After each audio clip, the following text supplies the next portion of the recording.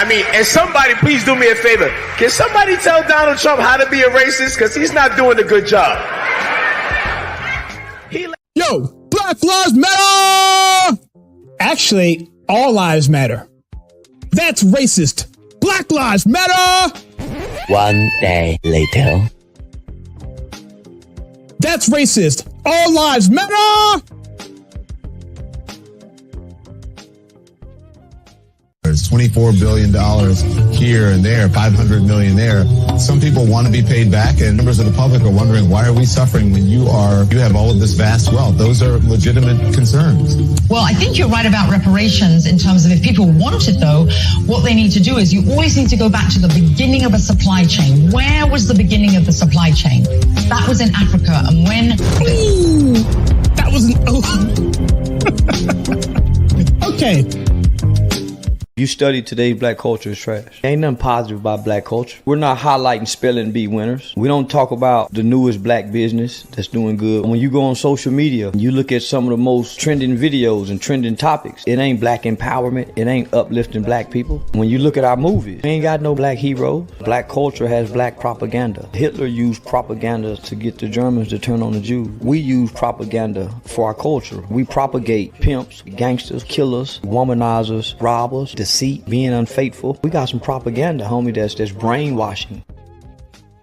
I am a pastor. I'm a man of faith. I have a profound reverence for life. Well, I want to save your life. I have to respond to this very quick because he told me Black Lives Matter. And if you think about it, Senator, in Atlanta, Georgia, there's more black baby that is aborted than anything. So if Black Lives Matter, why are you not protecting those babies? And instead of aborting those babies, why are you not baptizing those babies?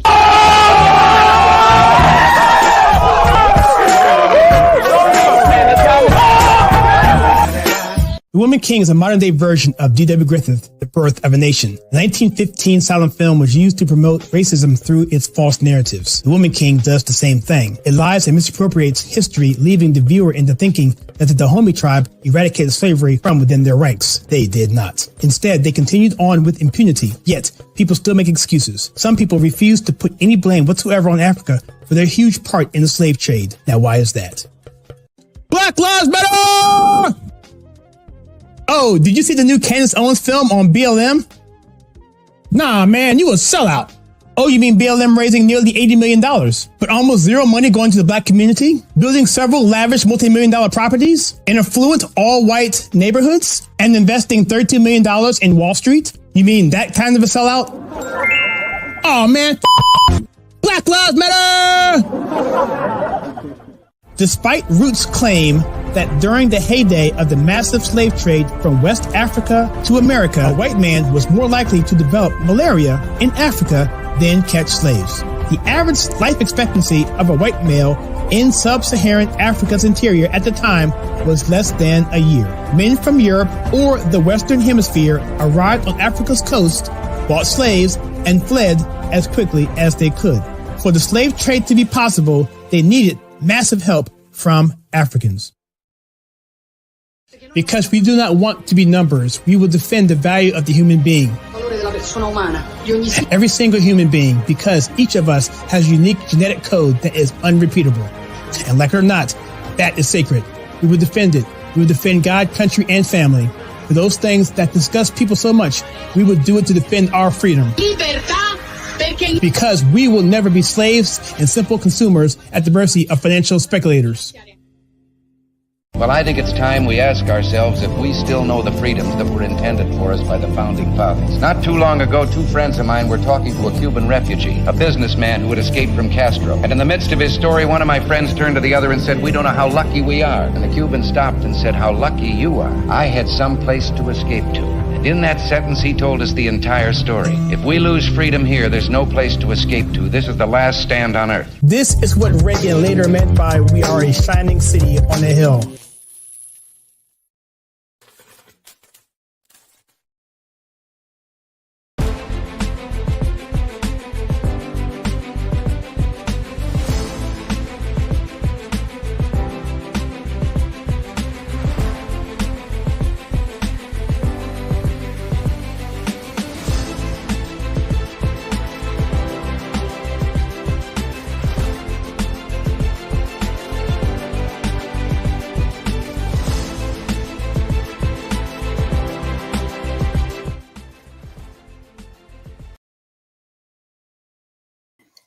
All right, everybody. How are you doing tonight? This is the Old Glory Games podcast live stream. And I do know that we are doing this at the same time that Trump is actually interviewing with Elon Musk. We will get around to that if we can, maybe later on in the broadcast. However, this was already on the docket. So I'm going to bring my buddy Greg in here, my partner in crime. And we're going to discuss some interesting topics today. And as you can tell by the thumbnail, it's going to be something that's actually not in reality, but is it? Greg, what do you think about Rocky as being a topic for our discussion today as one of our three?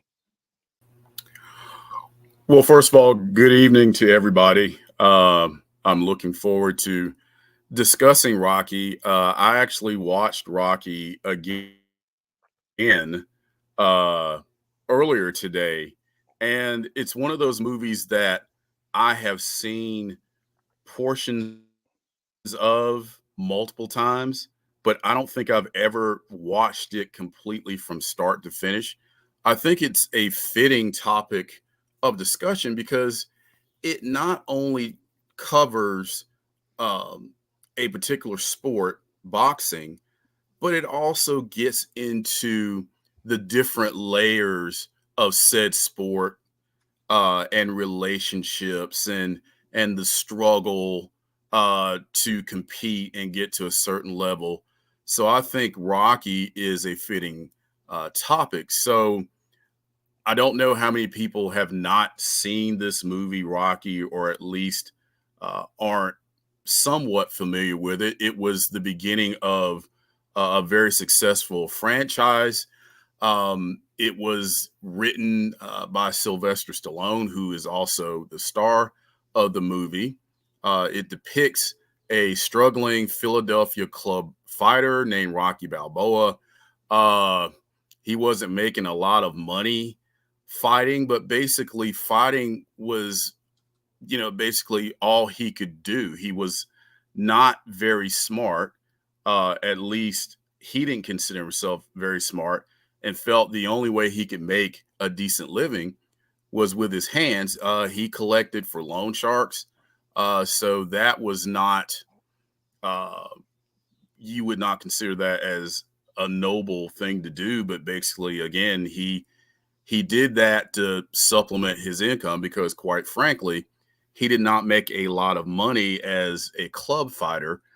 Actually, one of the scenes after he defeated a well-traveled opponent in club fight circles, there's a scene in the locker room, very cramped locker room afterwards, where his opponent, after fees and whatnot were taken out, made like, I don't know, $17.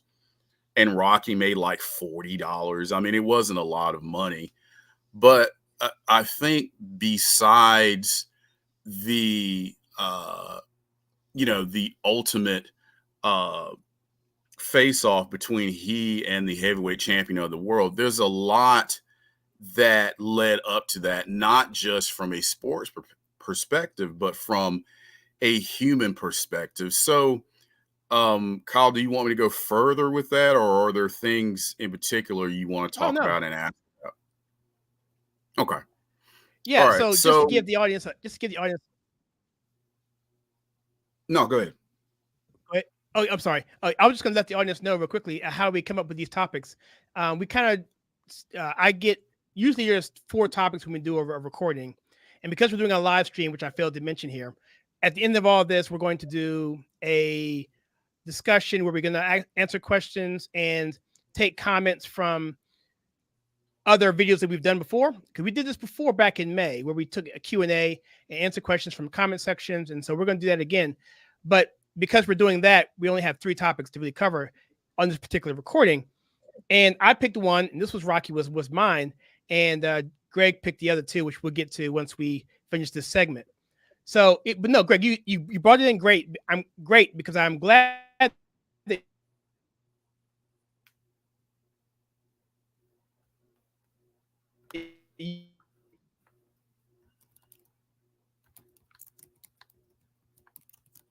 you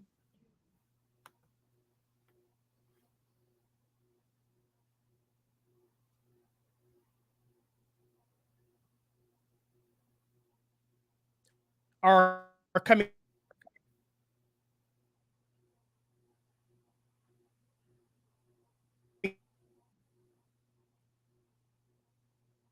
in maybe fresh to it because you said you didn't.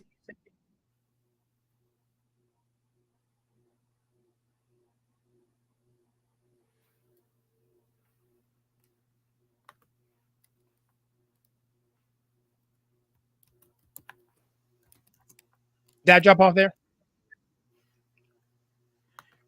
Yeah, you did there for a little bit. I think I can hear you now. Yeah, my total my my system went crazy here. So what I was saying before was that I'm gonna go over some like a list of things that Sylvester Stallone went through to get this film made, and it's incredible. What he had to go through, and also I'm gonna go over about 20 things, maybe if I can get them all, of how this film, in particular the first four, are not woke films, and how they pretty much could not be made today in some aspects. So, how do you want to start off, Greg? Do you want to continue on with your thoughts of the film, because this film did win Best Picture, and it was very, very popular film. I remember growing up. This came out in 1976 or 77. It was around the bicentennial of America. And so go on and just give your impressions of it as you watched it for the first time in many years. Sure. So actually, I was pleasantly surprised. It had been a long time since I had watched any of it. And of course, there are iconic scenes in the movie that stick with you. You know, Rocky calling out to Adrian after the fight's over with, the iconic run up the steps, and, you know, Rocky, you know, getting up, you know, early in the morning. Greg. You still there? Yeah, I'm still here.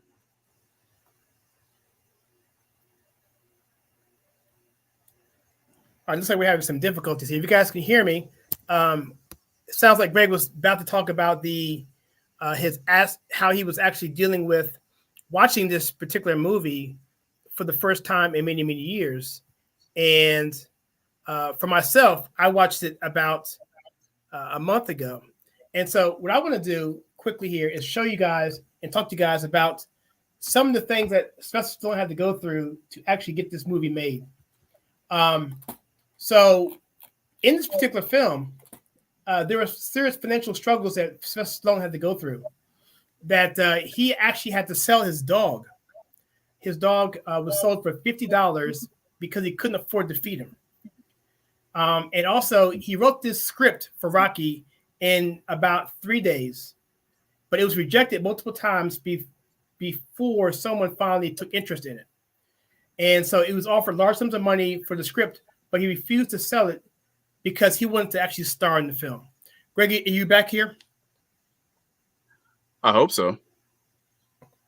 Can you hear me?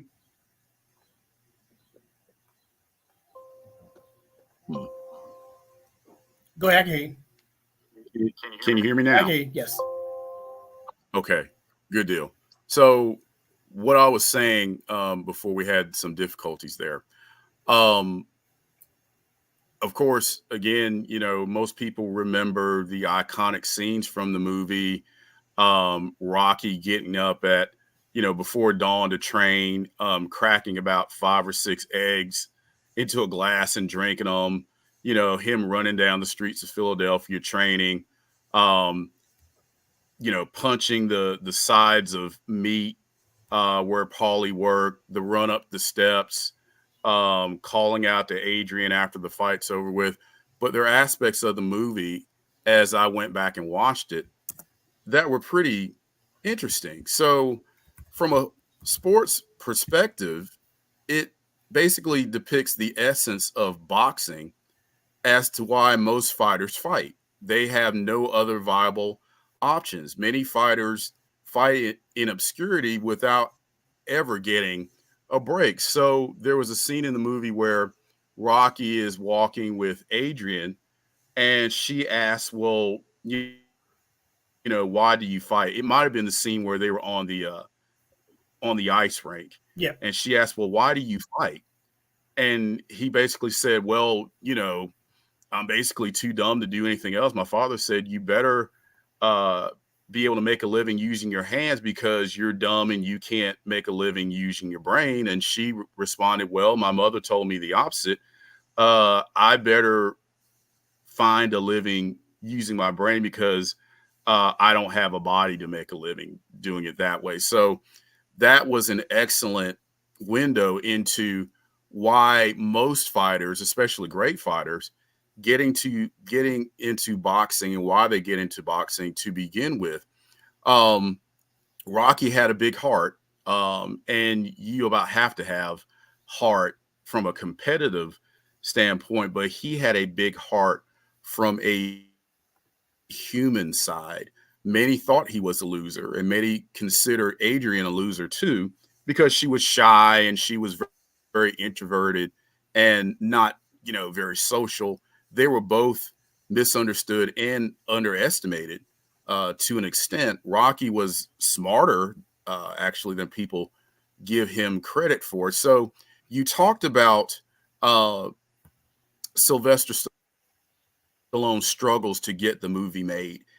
He actually got the inspiration for the movie from attending the Muhammad Ali versus Chuck Wepner fight in 1975. And as we get more into the movie, you can see a lot of parallels between the two. So, of course, Muhammad Ali was the heavyweight champion of the world, very flamboyant, very skilled, very good talker. He was a very great self-promoter, and he was all about hyping the fight at that point. Well, guess who's just like that in the Rocky movie? Apollo Creed was exactly like Muhammad Ali was. Um, very, very similar as far as the characters are concerned. So in this fight with Chuck Wepner, and again, Chuck Wepner represents Rocky. He was a decent fighter, not great. Probably in the grand scheme of things, he was a better fighter than Rocky was. He's famous for being Sonny Liston's last opponent.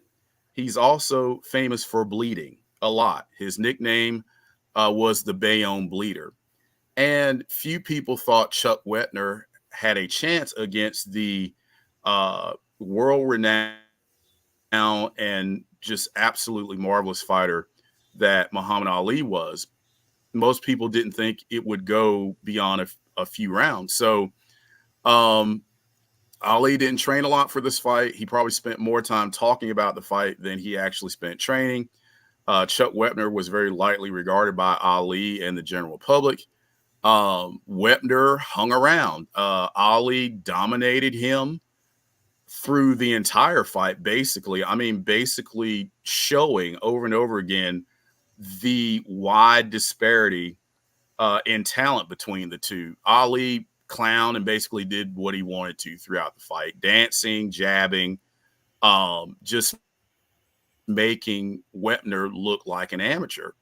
And then in the 9th round, Wepner actually knocked Ali to the floor. Now, it's a disputed knockdown.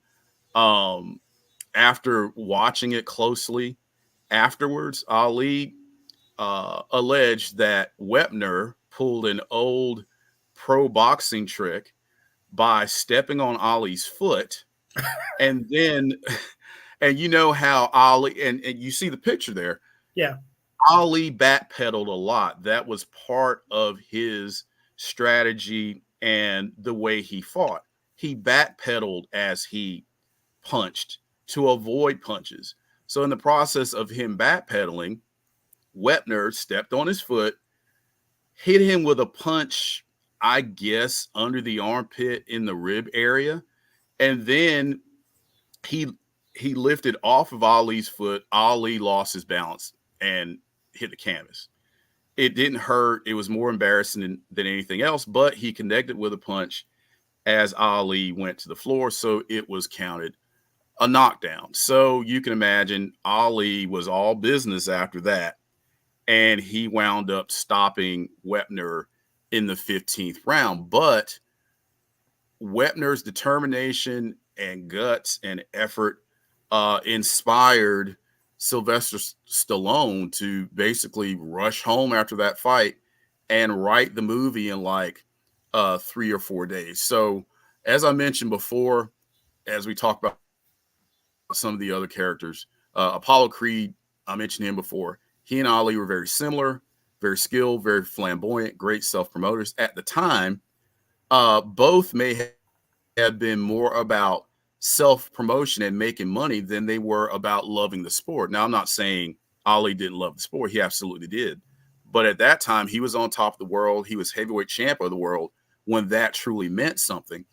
But they were about the business of boxing, making money, promoting fights, that sort of thing. I found it interesting in the movie that there were no scenes of Apollo Creed training for the fight. None. Wow. The only scenes that Apollo was in, besides the scenes where he was in the ring with Rocky, was him discussing the business of fighting, talking about promotions, who he's going to get to replace the guy that dropped out from the original matchup. He was talking about the business of boxing and making money from the fight. This is the only film in the whole series not to feature any footage of Rocky's opponent in training.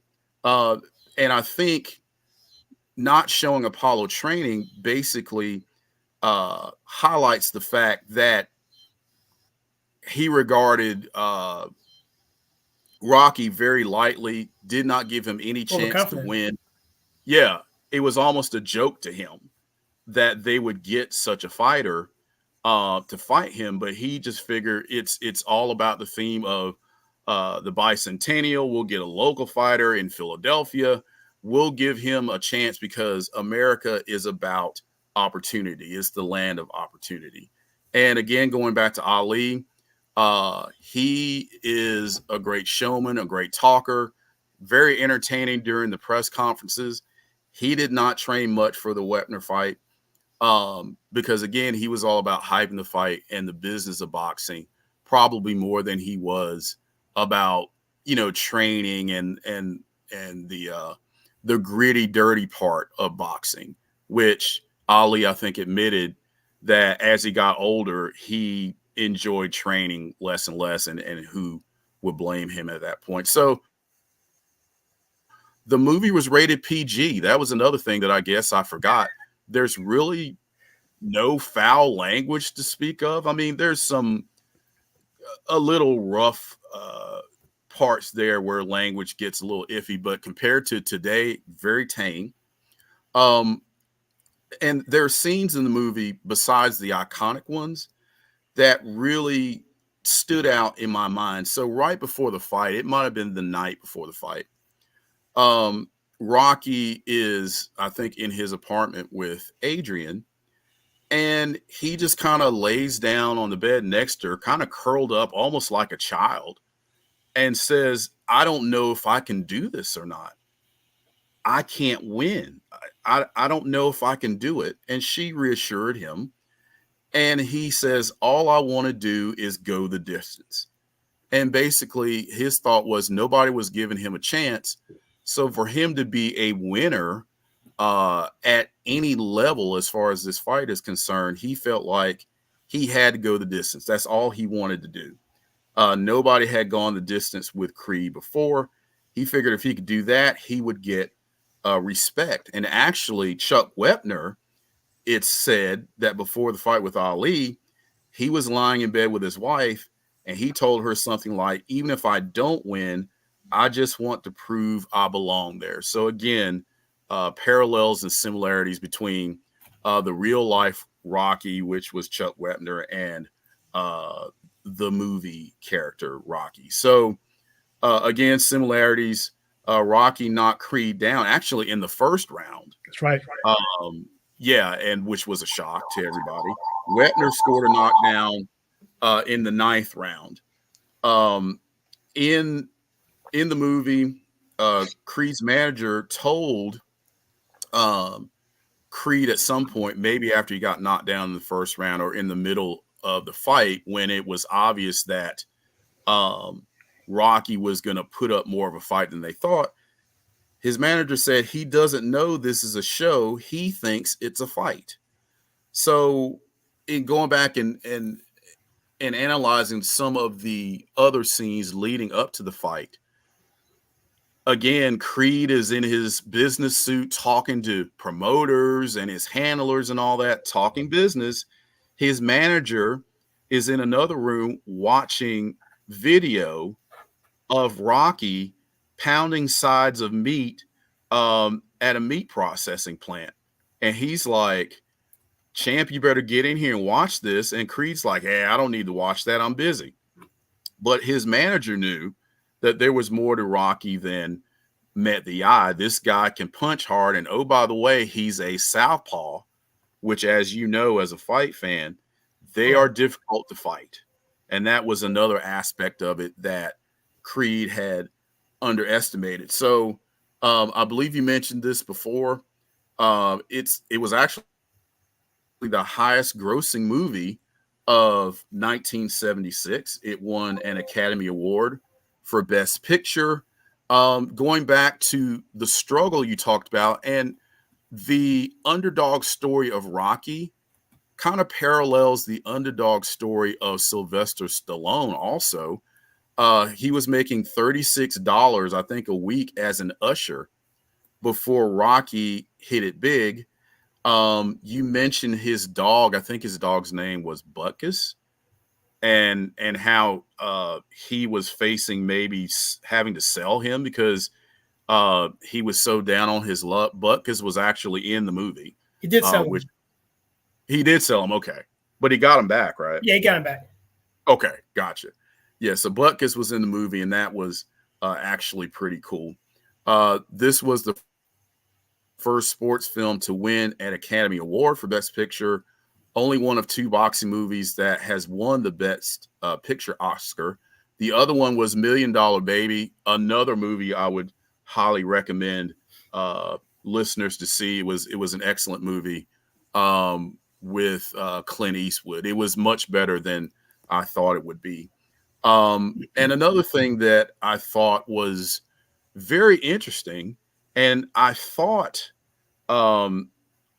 as far as the actual amount of time it takes for the actual fight to take place in the movie, the actual fight only takes up 9 minutes. Yeah, it's pretty short. Of the 120-minute film, which goes back to what I said before. This movie is about so much more than the actual fight or boxing itself. This is about so much more. It's about it's a feel-good underdog story. There are different characters that have life issues. Mick, he had been in the business a long time and never really had a shot like this. Yep. After giving away Rocky's locker, he had to. That was good. Yeah.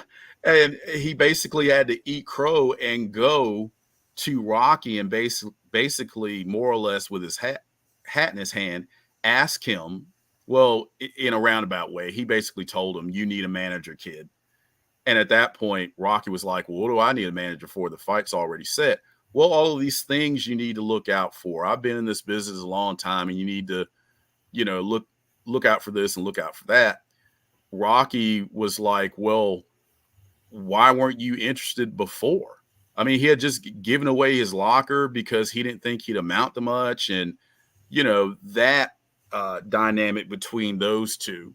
And he ultimately, gave in and basically gave Mick the shot that he had been looking for all those years. There's Paulie.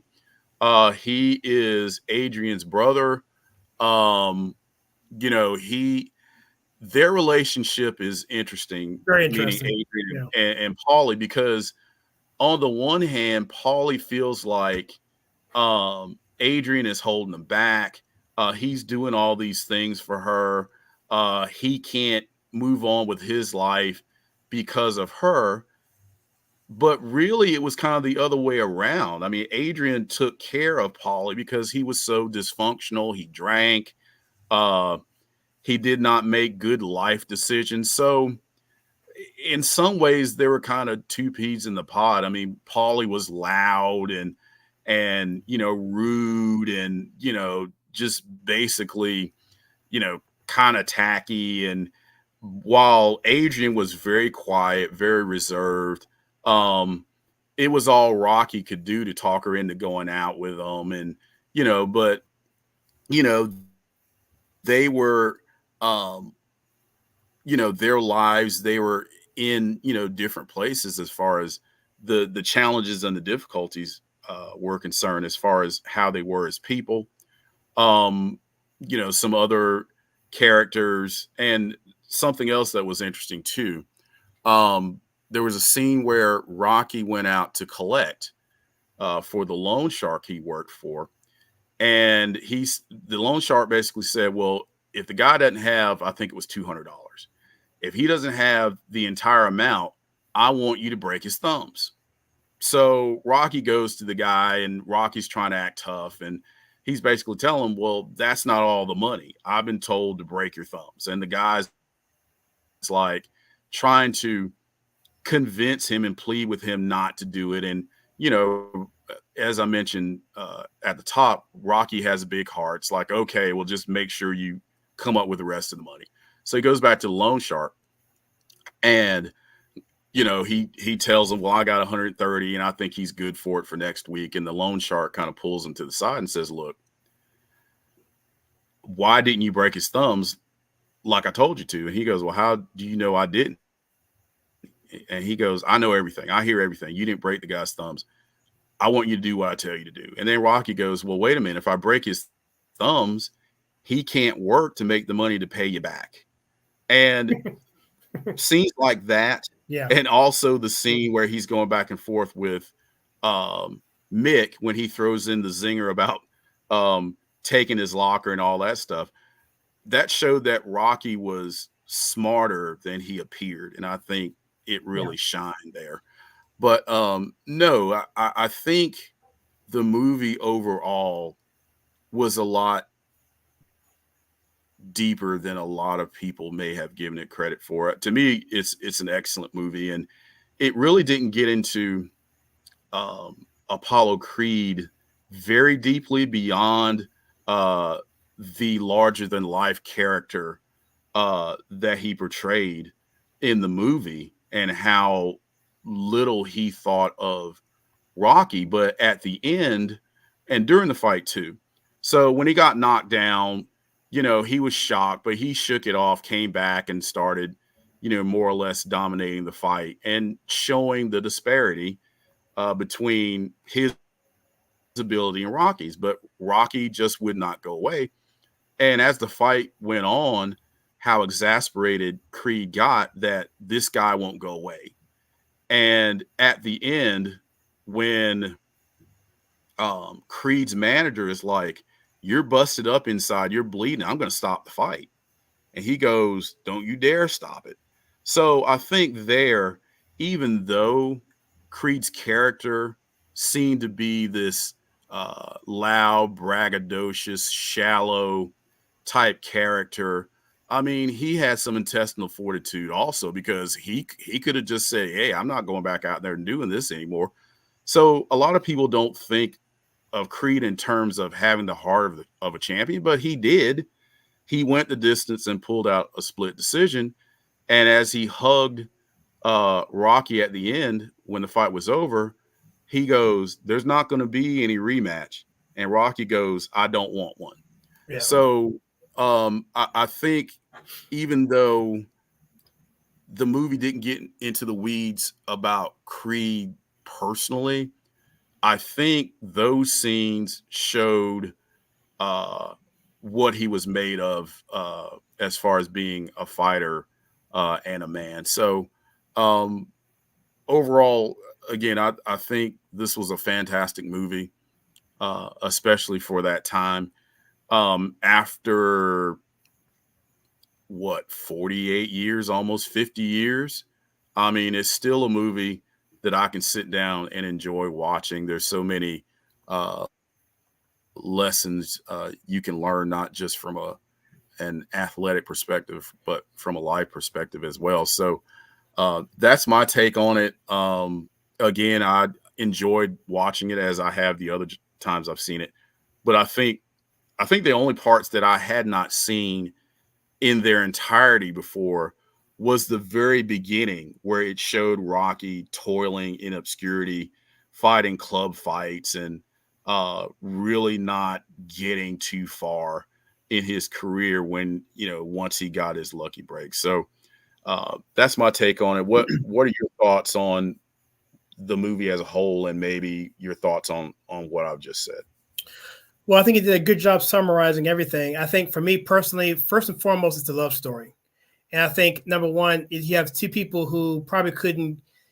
There's a scene when Rocky's going, there's some woman who basically was on the street corner, and he was trying to protect her from these guys, and you shouldn't be here around these guys. You're too young to be on the street, whatever.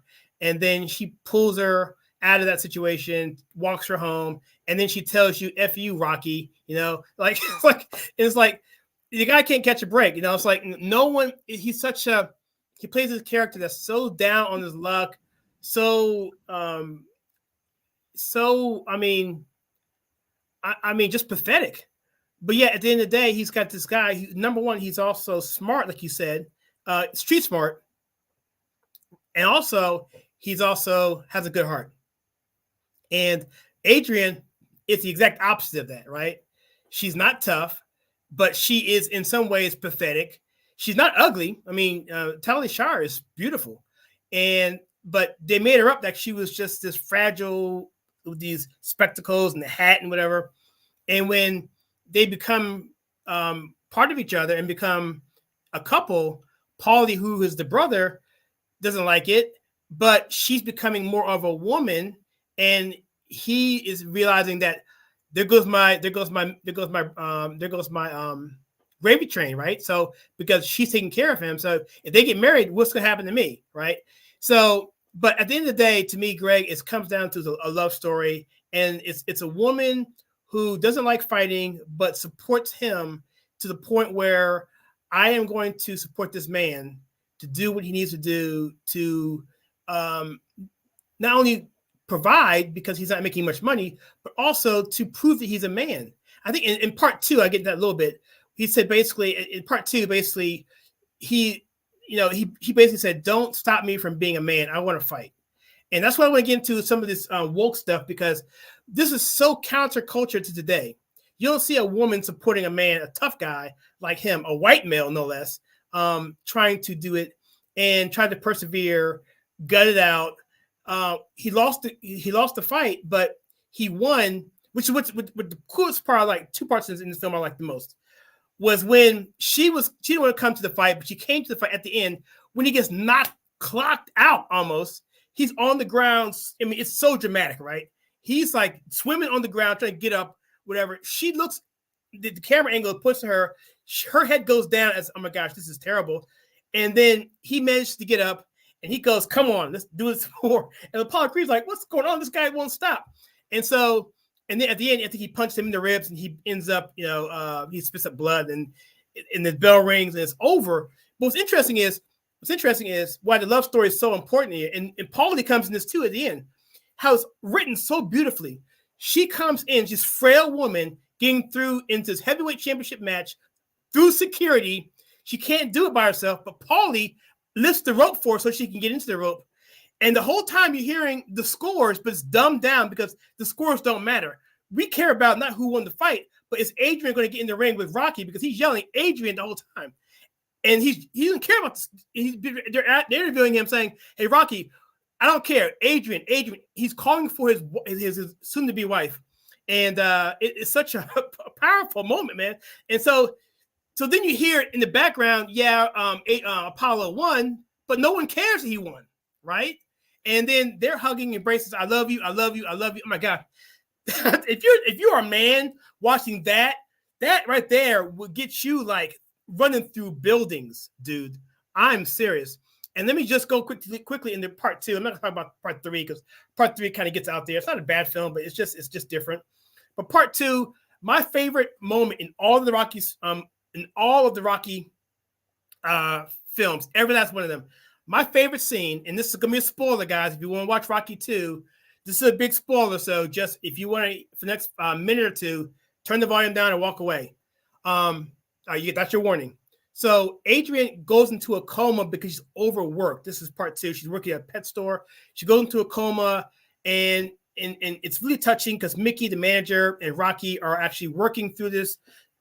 Mickey's like, look, if you're gonna blow the fight because you're gonna stay with your wife, I'm gonna blow it with you, and we're gonna sit here either in church or in the hospital until she comes out of it. And so time passes. He grows a beard. And you don't know how long time has passed, but we know the fight's coming up pretty soon. It's a rematch with Apollo, and so then and by the way, she's also pregnant too. So she has a baby, and that loss of blood and so forth put her into the coma. So she is out. The baby is in the nursery. Rocky hasn't seen the baby yet because he doesn't want to see the baby until he and his wife see the baby together. It's a boy. So then all this is going on, all this back drama going on. And so finally she wakes up, right? And so everyone's happy, whatever. And then what did she tell him, Greg? She says, win. And then that music kicks in. Oh my goodness, man. I'm telling you, dude, that moment right there. And then Mickey's like, what are we waiting for? Let's go. Let's do it. Man, Rocky is to me, a man's film, man, and I think women can like it too. But it's definitely a film that men that we don't see today. We don't see these types of tropes today. These we have a hero's journey, more or less. You don't see anymore at all. So I think it's good for us to look at and watch and observe and realize the values that are being put out there. Not only what happened in real life to get to actually come to fruition, but actually some of the things I have here listed. I'll name a few. So first of all, for instance, this is some interesting facts about the Rocky films that highlight how the series embodies values of patriotism, hard work, traditional masculinity, stuff like that. So Stallone's uncompromising vision, risking it all, traditional masculinity, underdog story. You can go into Rocky and Drago with the whole America versus Russia, Soviet Union versus communism versus capitalism and free markets. I can go on and on, Greg. Focus on family values. It's just, on and on. So focus on self-improvement. These are all lessons that I think that we can take from this film, which is why I wanted to talk about this on this channel, because even though it's not reality, and partly it was reality because of what it took to make the film. It was kind of a rocky production behind the scenes, but these kind of stories do happen in real life, and I think they need to be celebrated. And I just appreciate Sylvester Stallone and his heart, because even now he's coming into it as a Hollywood actor, but he's still kind of old school. And he's in a show now called Tulsa King. It's the same guy who produced Yellowstone and Mayor of Kingstown and 1883 and those productions. I forget the guy's name, Tyler Sheridan, I think his name is. But anyway, he did a quick bit in one of his episodes of Tulsa King, where he's coming out of jail and saying, "What's going on with all this woke stuff?" And he's talking. He rattles off a bunch of stuff that we see today that we take for granted as being reality, but being in jail for 30 years didn't make any sense to him. You know what I mean? Like the LGBT, all that stuff, and just in general. And he kind of made fun of what we see today as reality. But if you were to go back in time 30 years, they would think we're absolutely insane. So, Greg, that's what I had to say about I think what I want to say about the film, I said. I know we have a long program. I want to kind of just make sure we get to that. But is there anything else you want to bring up about this particular film, or any other films in particular about the Rocky franchise? Yeah. So, and that was a good take on that. I don't think a lot of people think of Rocky, especially the first film, as a love story, but it really is. And I think one of the other things that I was impressed with is how the characters developed and grew over the course of the movie. So, you start with Rocky. Again, everybody thinks he's just a dumb loser. He's never going to make anything of himself. And look, he winds up getting the shot at the heavyweight championship of the world, which again, back when that was something. You've got exactly. You've got Adrian, who again, she was just so painfully shy.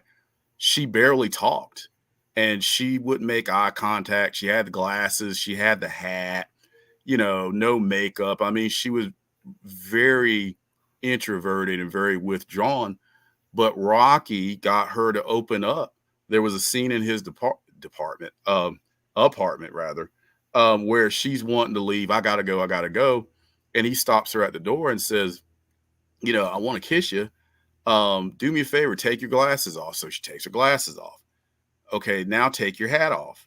And it's almost like that scene, she starts to, break out of her shell a little bit. So maybe mid-movie, maybe a little bit further along, she's she's dressing nicer and, brighter colors, and she's wearing makeup, and Rocky's impressed. I think his term for it was, "You're looking really sharp. You're going to be a heartbreaker," or something like that, in classic Rocky fashion.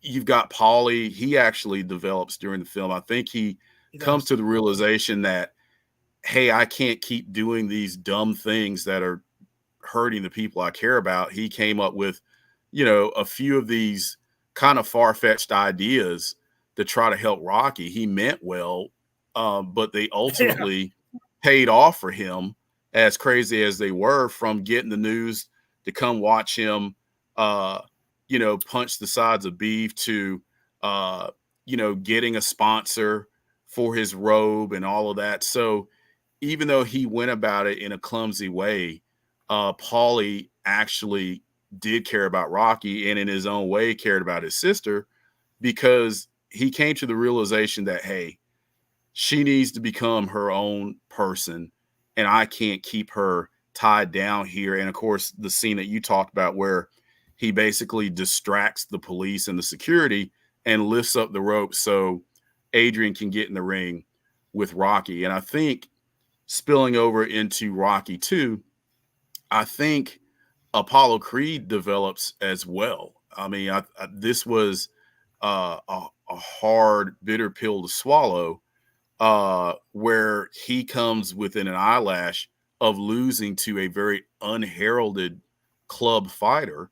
In the second movie, he basically demands a rematch, and his manager's like, "We don't need him. We don't need him. Let's, you can go fight, anybody else you want. We don't need to take that chance." And Creed goes, "I won the fight, but I did not beat him." And again, that speaks to Creed. He's got the heart of a champion. There's more to him than just the glitter and the flash. He, as a man, says, hey, I need to prove once and for all that I'm better than Rocky Balboa. I can't, this is a bad taste in my mouth. I don't know that he felt like he didn't deserve the decision, but I think deep down he's like, I need to clearly show that I can beat this man. So there's a little bit more depth to Apollo Creed there. And then, again, the parallels with Muhammad Ali. A lot of people, just thought Ali had a big mouth and, he was flashy and flamboyant and put on a show. But when he had to deal with adversity, Ali was one of the toughest cookies out there.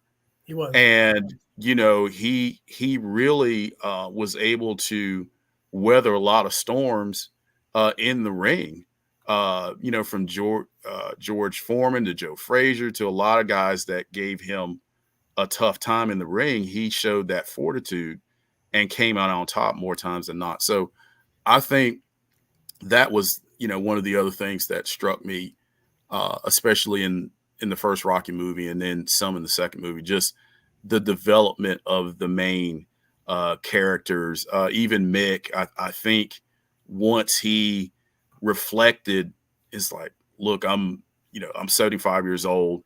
I need to not only attach myself to somebody that can potentially be a winner, I need to attach myself to somebody that really loves boxing and needs my help, somebody that's going to be willing to learn and not be arrogant and all that. So I think in his own way, Mick developed too. But like I said, overall, Rocky is a fantastic movie.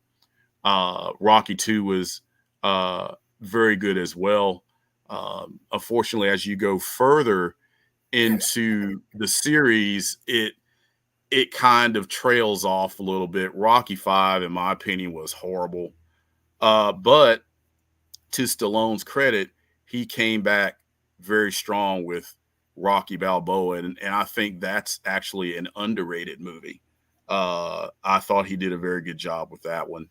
So I won't get into the Creed movies. I only saw Creed 2. It was pretty decent. But for my money, definitely the first Rocky and the second one, and Rocky Balboa. I think those are the best three out of the bunch. But yeah, I'm glad we got a chance to talk about this because it's a movie that just captures so much of not just the American spirit, but it's a feel-good story. It's a love story. It's an underdog story. It's got so many things wrapped up in it that I think everybody can get something out of and enjoy. Yeah, I think it's very well written. But I will say that Rocky 5 was actually retconned. Did you know that? I did not know that. Yep. So it's not part of the Rocky. What do you want to call it? It's not franchise. It's not part of, it was part of the franchise because financially it is, but it's not part of the actual story. Gotcha. Okay. Because when Rocky Balboa came out, they retconned it because I'll give spoilers if I did, because in that one he was actually broke. In the fifth one, he actually had a bar and was doing whatever. The story was totally different. And he also in the fifth one, he actually had a problem with his his mind, right? He had an ailment that could kill him. So he couldn't fight anymore after 5. So Rocky Balboa took that storyline away as well because it was so unwell received. Gotcha. But yeah, so I could talk about Rocky a lot more, but I think we could sticking to just the first two because frankly, I think Rocky 2, I think I like a little bit more, only because of that one scene with Adrian coming out of the spoiler. If you guys are coming back, coma. I thought that was, to me, that's still the highlight. But I think Rocky overall, the first one is probably from start to finish a better film. When you take everything into consideration, everyone's story arc, even Paulie raising the rope at the end, and that kind of symbolizes it because he's helping her up into the ring from a guy he shouldn't like, right? So it's really good writing in there. I mean, Stallone really did a good job there. So, but anyway, that's all I had, guys. I think if we're gonna continue on, I think we should take a quick break and go on to the next topic. Do you want to jump on to the? Do you want to talk about Pele, or do you talk about the ABA? Do you want to? So I can kind of prep before that. So the audience will know. Either one, Pele's fine. So let's go with Pele because there's that movie called Victory. Remember that? With Sylvester Stallone and Pele. I don't remember that one. Okay, yeah. Well, Sylvester Stallone and Pele were in a movie together. It was called Victory. They were in prison, I believe. Yeah. I missed that one completely. It came out really after. It came out not too long after Rocky, actually. But I'll bring up some stuff about that. We can talk about it if you like. But Pele was like a childhood hero for all of us growing up. So I'm looking forward to that. Yeah, he was the man. Yep. All right. Everybody, this is going to be a podcast as well. Also a live stream. So we'll take this, edit it down. We'll make it a podcast. Probably air pretty soon. And with that, Greg, thank you for that. And we'll take about a 5-minute break. And we'll come back and we'll talk about Pele. And looking forward to that. So everyone else, thank you for tuning us in for this segment of the Old Glory Games podcast. And with that, we'll see you in the next one. But stick around for 5 minutes. We will continue on with segment number 2. Sounds good.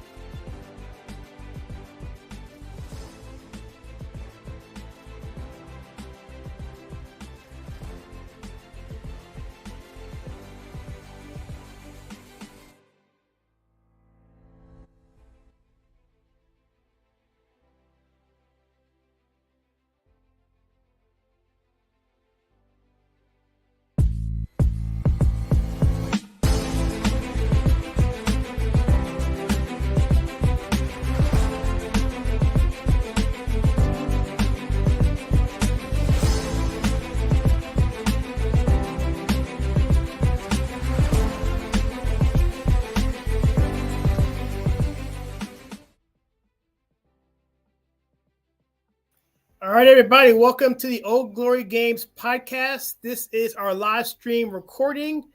I am here with my partner in crime, Greg. My name is Kyle, and we're discussing various topics. We just finished doing a segment on Rocky, of all things. It's our first virtual reality topic. I thought it was pretty good. So I'm going to bring Greg in here. We're going to talk about one of his topics that he wanted to discuss today, and this is going to be the late, great Pele. So, Greg, are you excited about this particular person? I know growing up, he was the man to me, and when people said that Lionel Messi was greater, I thought maybe when he won a World Cup, maybe he was. But I'm going to give you later on 10 reasons why he's not, why Pele is still, to me, the GOAT. But what's your thoughts there, Greg, on Mr. – is it Pele or Pele? I'm not sure how it's pronounced. I guess it's like tomato. I guess it just depends on who you're talking to. So I didn't know this until today-ish, but Pele's just a nickname. His real name, and I'm going to apologize in advance if I mispronounce this. So his real name is Edson Aranches do Nascimento. Yeah. So Brazilian, Portuguese. He was born in 1940, and he died fairly recently, I think December of 2022. So as a kid, I did a lot of my growing up in the 70s. And by then, Pele had already had a Hall of Fame soccer career with his Brazilian pro team, Santos, I believe it was, and all of what he did in the World Cup. So by the time I became aware of Pele, he was already past his prime, but he was still world renowned. I know that in the U.S., in the early, mid, and even late 70s, well, actually, at least until the mid 70s anyway, soccer was really not big here. And certainly you did not see youth soccer then like you do today. Youth soccer in the U.S., I think I read someplace, the U.S. has the largest youth soccer program in the world. Now, I wish it would result in more wins on the international level, but hey, maybe we'll get there one of these days. So, but back then, when I was in grade school, I played a little soccer, and basically the one man that towered above everybody else, not just in the U.S., but in the world, was Pele. I mean, I know, this comparison gets used quite a bit. This is not hyperbolic. Pele was like the Muhammad Ali of soccer, if just to give people an indication as to how big, how talented, how great, how popular Pele was. And again, by the time I became aware of him, Pele was past his prime, but when he joined the upstart NASL, or North American Soccer League, the popularity of soccer exploded in the United States. And we'll get to that in a little bit. But just to give our listeners some background on how great and how prolific Pele was, if you're not familiar. So in 1999, he was named Athlete of the Century by the International Olympic Committee and was included in the Time magazine list of the 100 most important people of the 20th century. Not athletes, people of the 20th century. His 1,279 goals in 1,363 games, which includes friendlies or exhibitions, is recognized as a Guinness World Record. He averaged almost a goal a game. Now, to those who aren't familiar with soccer and how scoring goes, it's not unusual to see a soccer game end like 1-0, 2-1. There's not a ton of goal scoring in soccer. So for one person to average almost a goal a game is amazing. It's just jaw-dropping, and that's what Pele was able to do.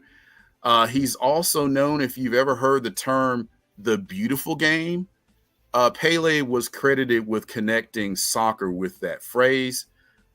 He began playing for Santos at the age of 15. So he started playing professional soccer at 15, and he was on the Brazil national team at 16. And during his international career, he won 3 World Cups, and he was the only player to do that up to that point, and was the youngest player to win a World Cup at 17. And in 1962, by 1962, he was regarded as the best player in the world. Now, you may wonder, and I wondered this up until today, where did he get that name from? So I think the most persistent story out there was it's claimed that he mispronounced the name of his favorite player at the time, a goalkeeper for Vasco da Gama, which was another Brazilian pro soccer team. The goalkeeper's name was Pele. So I guess as a kid growing up, he could not pronounce that name correctly, and I guess his mispronunciation brought upon his being called Pele. He was taught to play by his father, and this is another, I guess, kind of rags to riches story. You know, he was poor. He couldn't afford a soccer ball, so he played with either a sock stuffed with newspaper and tied together with string, or a grapefruit. Now, wow. As we talk about soccer today, I've seen my share of soccer. My son played soccer for years. He played in college, and it's just unthinkable to not have the basic tools to play the game. Like, oh, I don't know, a proper soccer ball, but he didn't have that. So he figured out a way to be able to play the game that he loved. He scored 643 goals for Santos, and that was the most goals scored for a single club until that was surpassed by Lionel Messi of Barcelona in 2020. After the 1974 season, his 19th was with Santos, he retired from Brazilian club soccer, although he continued to occasionally play with the team. And then famously, a year later, he came out of semi-retirement to sign with the New York Cosmos of the North American Soccer League for the 75 season. Now, I will say that was a huge deal. I remember that. Oh, yeah. That was 5 years old. I remember that. Yeah, it was a huge deal. Yeah, that was big. Because up to that point, the North American Soccer League was kind of struggling. But to sign the greatest player of all time to play for their league in a country where soccer is not that big a deal, that was huge. And that garnered a lot of attention in America. He made his debut in June of 1975. And basically that signing opened the doors for other international stars to play in North America. Giorgio Canaglia, Franz Beckenbauer, Pele's Santos teammate, Carlos Alberto. Now, to give you an idea as to how popular players like that were, as opposed to how popular American players were at the time, if I recall correctly, I think the most famous American player during that period was Kyle Rote Jr. Yes, he was. Might say, yeah, see. Because he had my name. That's what I knew. Yeah. Yeah, okay. Oh, I did not know that. Well, that's some neat trivia. So, yeah, Kyle Rote Jr. was probably the biggest American player at that point in time. And unless you're a big soccer fan or know soccer history in this country, you may not know who that is, but we certainly did because, again, Kyle Rote, as far as American players, he was the biggest name by far. the Cosmos went on to play in the 1977 Soccer Bowl. That's the NASL championship. That was his last season with the club.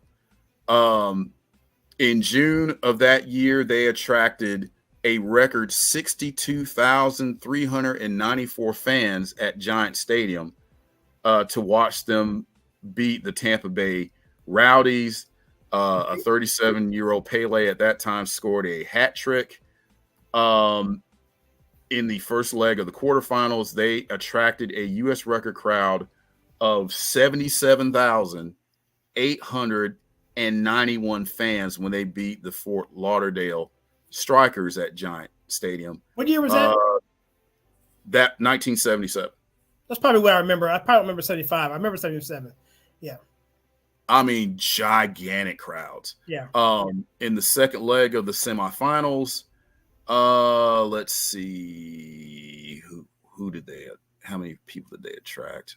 They beat Rochester. I'm not even aware they had a team. I guess they did. The Cosmos beat them 4-1. He wound up his official playing career on August 28th, 1977, leading the Cosmos to their second Soccer Bowl title. They beat the Seattle Sounders. And there was, I guess he closed out his career, I guess, officially in October of 1977. And I watched this game. It was an exhibition between the Cosmos and Santos, his Brazilian team. So one half he played for the Cosmos, and the other half he played for Santos. Let's see. He played the first half with the Cosmos and the second half with Santos, and the Cosmos won 2-1. So what I did, I rooted for whatever team Pele was on. So in the first half, I rooted for the Cosmos, and in the second half, I rooted for the Brazilian team. So he did actually score in that game, which I don't recall him scoring, but apparently he did. And the crowd, I don't have the numbers here, but I know that Giant Stadium was packed. It was just unbelievable. It was on Wild World of Sports on ABC, and it was just so neat to watch him play, because even though he was just so world renowned, I didn't get a chance to see him play a lot. Certainly once he started playing for the NASL, I got a chance to see him play. But for much of his career and the prime of his career, I didn't get a chance to see him play. So, but it was just so neat to be able to see such a legend in his career in that manner. The Cosmos were outdrawing the Giants and the Jets. This was the Jets were good. They were good in the 70s. Yeah, I mean, there were some were good. Yeah, I think by then, Name was still playing. Yeah, so I think in the late 60s, early 70s, I think the Jets were decent. I can't remember exactly how good they were in the mid 70s. I think it's 77 they got Richard Todd, if I'm not mistaken. Yeah, Giants were garbage then. But yeah. So, but still, it's like this is the NFL, exactly, and this is New York. Yep. And the soccer team in a league that had only been around like 10 years or so, they're outdrawing the football teams. That is mostly because of Pele and his presence on the Cosmos to draw that many fans and to draw that much interest in the league.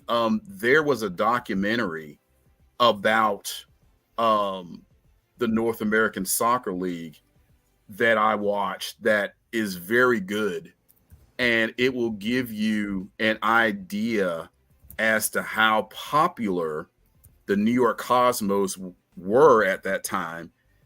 They were like rock stars. It was just amazing to see how popular these soccer players were, especially when soccer in general was not that big in this country at that point. The documentary is called Once in a Lifetime, The Extraordinary Story of the New York Cosmos. It came out in 2006. I recommend it to anybody just to get a feel for how big the team was and how big the league was at that point. Some of you may be like, I've never heard of the NASL. Well, for that period of time, it was huge. So I do know that, you know, when you talk about players that are more modern, like Diego Maradona and Cristiano Ronaldo and David Beckham and Lionel Messi, people may think of them, oh, well, they're the GOATs. It's like, no, for my money, it's Pele. Again, when we were kids growing up, Pele was the man in soccer. And if you played soccer, which again, in grade school, I played some soccer, he was the one you looked up to as a soccer player. And again, you know, as far as American players, it was Kyle Rote, and certainly as a kid, a lot of kids looked up to him too. But Pele was in his own universe, I think, at that point. But, you know, the further away we get from that place in time, I think the less people in general really get a grasp of how great Pele was. I mean, to me, he transcended soccer. I mean, you saw him on TV. He was on commercials. You know, like you said, he was in apparently a movie. I mean, he was just huge. Even after he retired, he was an international ambassador of the game. And he was such a huge deal. And, you know, my favorite soccer player is my son. My second favorite soccer player is Pele. Yeah, I played soccer in high school. It's a fun game, and we grew up mainly because of Pele watching soccer. And you're right, the New York Cosmos. That's the only team I could actually name is in the entire league was New York Cosmos. Is because of him. And so I was kind of getting a little bit offended by people saying that Messi was better than Pele, and if he got a World Cup that he would be better than Pele. But I was thinking, well. I kind of acquiesced to it and said, well, maybe he is the GOAT, because you hear about him all the time. You see what he's done, and you see what Messi's an amazing player. He's an amazing player. But when you take consideration what Pele did, it's incredible. So here are the top 5 reasons why Pele is considered the GOAT over Lionel Messi. Number 1 is the World Cup legacy. Pele is the only player in history to have won 3 FIFA World Cups, which are hard to do. They're every 4 years, by the way. It's not like every year. They're every 4 years. Versatility and longevity. Pele was known for his versatility on the field, excelling in various positions, including forward, attacking midfielder, and even deep-laying playmaker. His career spanned over 2 decades, during which he maintained an elite level of play. Unlike Messi, whose success is often associated with specific roles and systems, Pele adapted to different tactical setups and still dominated. Global influence and impact, you talked about that pretty well. Goal scoring record, you talked about that. They mentioned here as well. It includes friendlies as well. But Messi, while a prolific scorer, hasn't surpassed Pele's overall goal tally when considering the context of their eras. And tougher playing conditions, and I'm glad I get a chance to bring this up, Greg. I'm sure you know this already. But Pele played in an era before modern refereeing tools like red and yellow cards, which were introduced after the '66 World Cup when they almost killed the guy to improve discipline on the field. He faced harsher and more physical defenses without protection because people were trying to kill the guy. They were trying to go after him physically and hurt this guy. So was the Pele rules? Is that what you're saying? Yeah. I mean, they I think at one point they knocked him out of the game. Rules, knocked him unconscious several times in his earlier career. And so based on him, that's why we have yellow cards and red cards. Are partly due to the need to protect skilled players like Pele from excessive fouling. Wayne Gretzky could have used that as well. But yeah, that's just a tip of it right there. I have some other things I can talk to you about in terms of his impact and why I think he's worthy of being on this podcast, which, by the way, you said it. So I if you recommend it, Greg, it's to me it's a done deal. But I think with Pele, he definitely falls into the category of old school toughness, being an ambassador, respect for authority, traditional values. In terms of Pele, often spoke about the importance of hard work, humility, respect, traditional values that are sometimes criticized in today's more progressive circles for not addressing systematic issues. In other words, he wasn't complaining, right? He wasn't trying to be a radical influencer. He was just trying to give this message of more individual responsibility and merit rather than advocating for social change. Not that social change is bad, but I think in some cases it's gone overboard. And lastly, his focus on excellence over activism, which I kind of alluded to. Pele was known for his incredible talent and dedication to the game of soccer, focusing on sportsmanship excellence rather than engaging in political or social activism. His primary message was one of unity through sport, not through political or social causes. And one more thing, Greg, let me show you this here. I mentioned to you about the movie that he was in called Victory. And this is kind of how I kind of knew this guy, because Sylvester Stallone, we just did a segment on Rocky, and just so happens that he was in a movie with him about 3 years later, actually, in 81. And there he is with Michael Caine as well. They're in prison. I believe it's a prison break kind of movie. I think it's sort of like The Great Escape with I can't remember his name here. But anyway, that I think it's something like that. But I didn't actually see it because I think it was rated R, or maybe it wasn't rated R, but I don't know if I got a chance to see it when I was younger. I never saw it, but it was definitely something that we fancied ourselves watching the trailers, watching the posters and everything else, because Rocky was in a movie with Pele.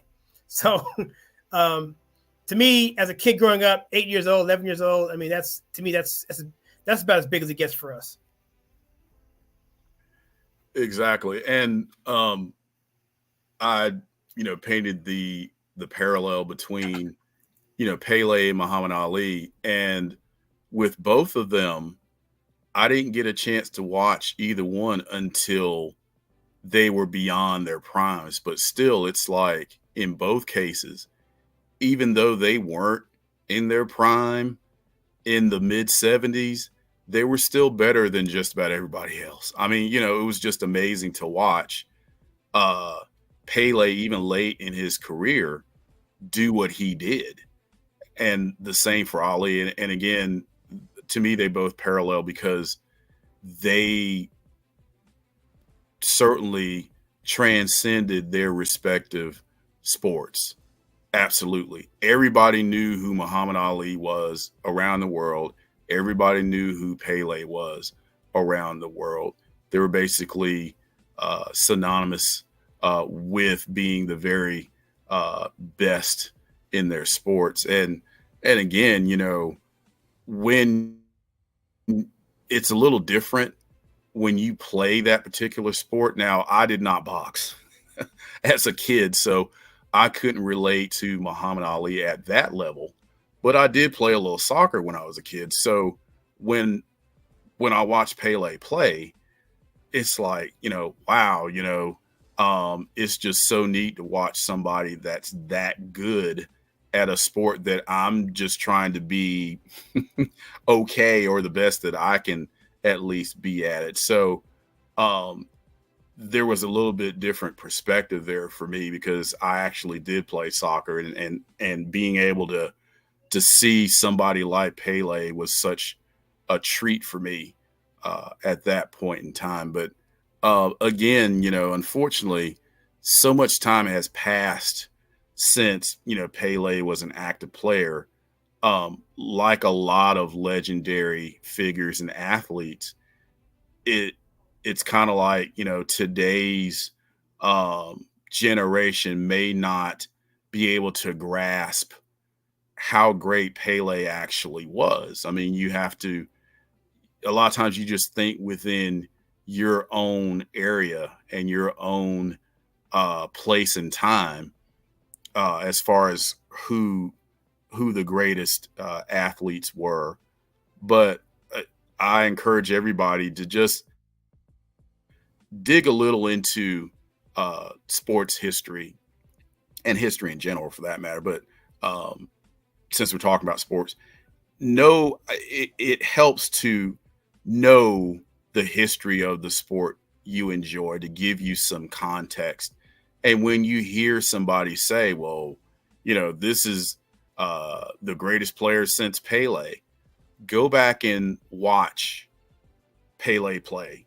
Watch the old games, watch highlights to give you an understanding of how great this person was. When you talk about the GOAT, it goes back to Muhammad Ali. He called himself the greatest of all time, and that's where that acronym came from. So if you want to know where that started, go back and watch Ali's fights, listen to him talk, watch him move. I mean, just all of the things, and watch how he carried himself beyond just boxing. Again, both of these men transcended their sports tremendously. So, unfortunately, you probably don't hear as much about Pele maybe as you used to, but still, I still say Pele is the measuring stick when it comes to determining, who's great in today's game. He's still the guy that people aspire to be like, as far as being great from an all-time historical perspective. I think we'd also be remiss if we didn't mention his bicycle kick, because everyone has like a signature move, whatever, and I know he didn't do it a lot in competition, but he did do it in competition. And basically, the bicycle kick was one of the things that was phenomenal. No one had seen anything like that. Where basically, if you don't know what that is, essentially your back's, if you imagine the goal, so your back's to the goal, and the ball is above your head, and you jump up and you kick the ball, and as you're falling, as you're kind of doing this, you're falling, you're kicking it backwards into the goal.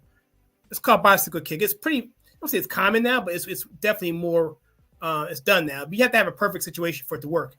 And so he's known for that. And so as kids, we were always trying to emulate that and almost broke our necks trying to do it.